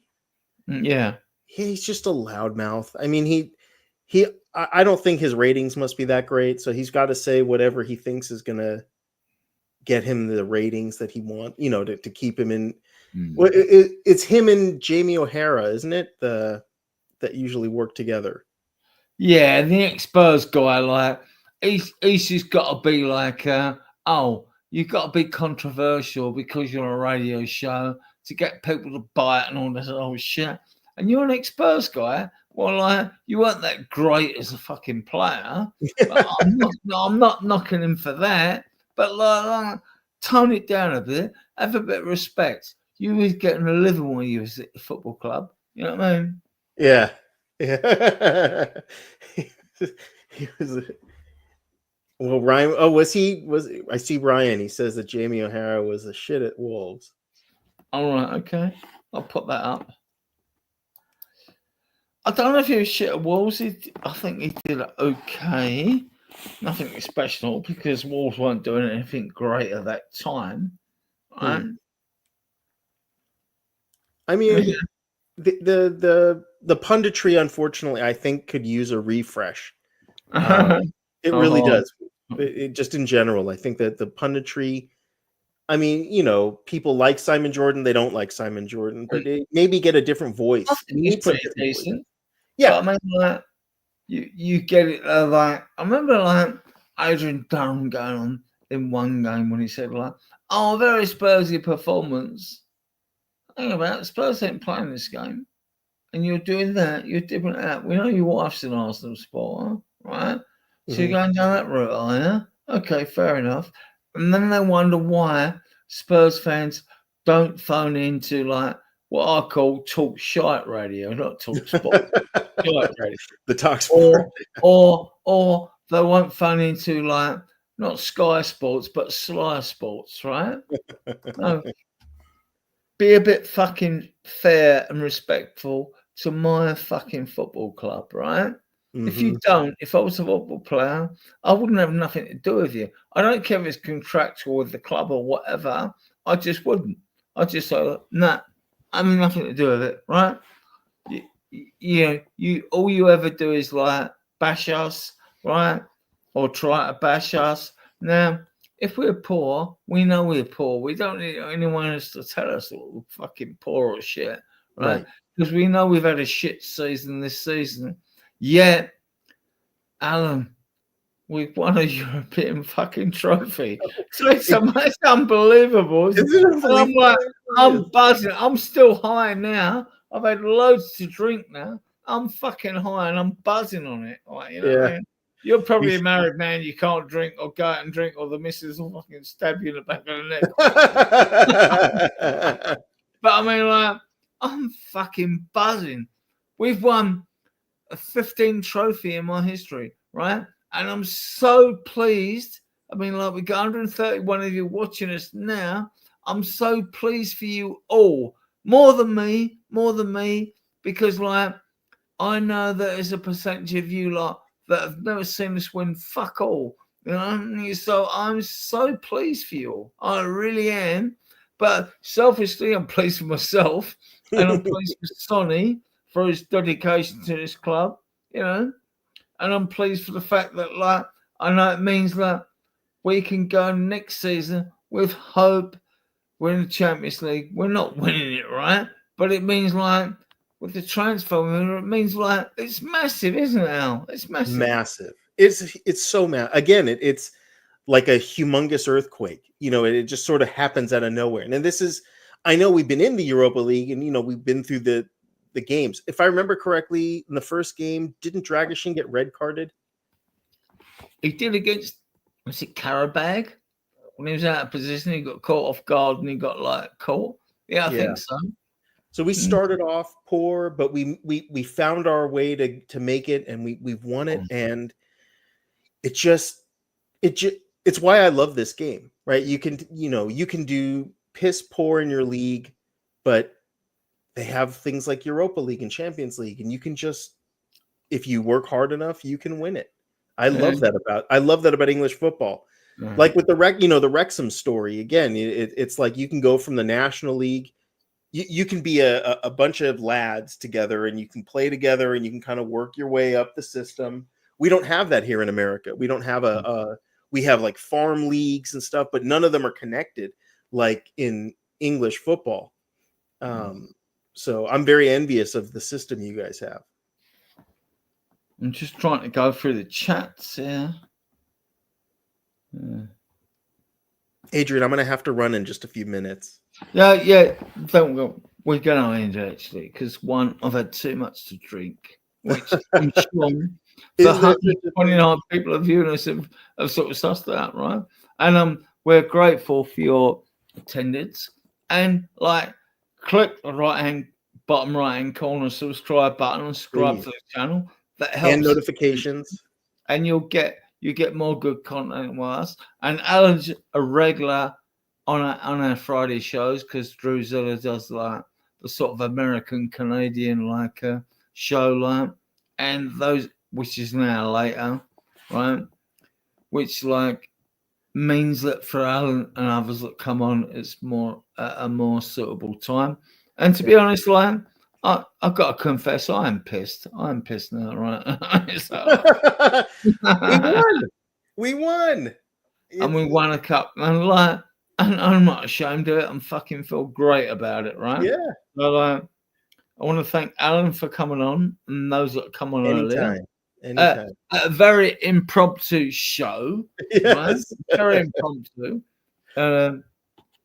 Yeah, deliberately, because, like, I'm gonna be bathing in this. I am gonna be at the fucking celebration, like, when the coach leaves, wherever it leaves down tomorrow and Friday, whatever.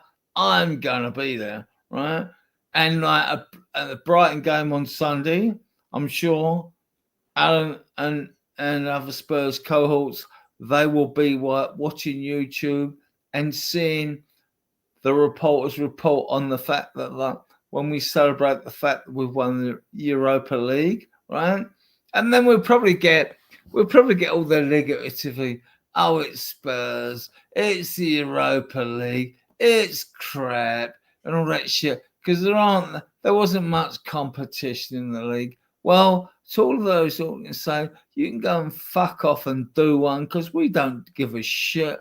we've won a trophy. We've got that monkey off our back, and now you should worry. Yep. Alan, back to you. I agree. Next season, I think, you know, we just became, we were dark, and now we got this giant bright light that we are. You know, we have a better season than Arsenal. We've had a better season, you know, and they get their second. They came in second trophy, but we get an actual trophy. I know. I'm just so happy. Yeah, so do I. Anyway, I gotta run. Yeah, and I want to, before we go, we're going to end now, but I want to give a big out, right? Especially not for Spurs fans like me that live within like 30, 40 minute stadium.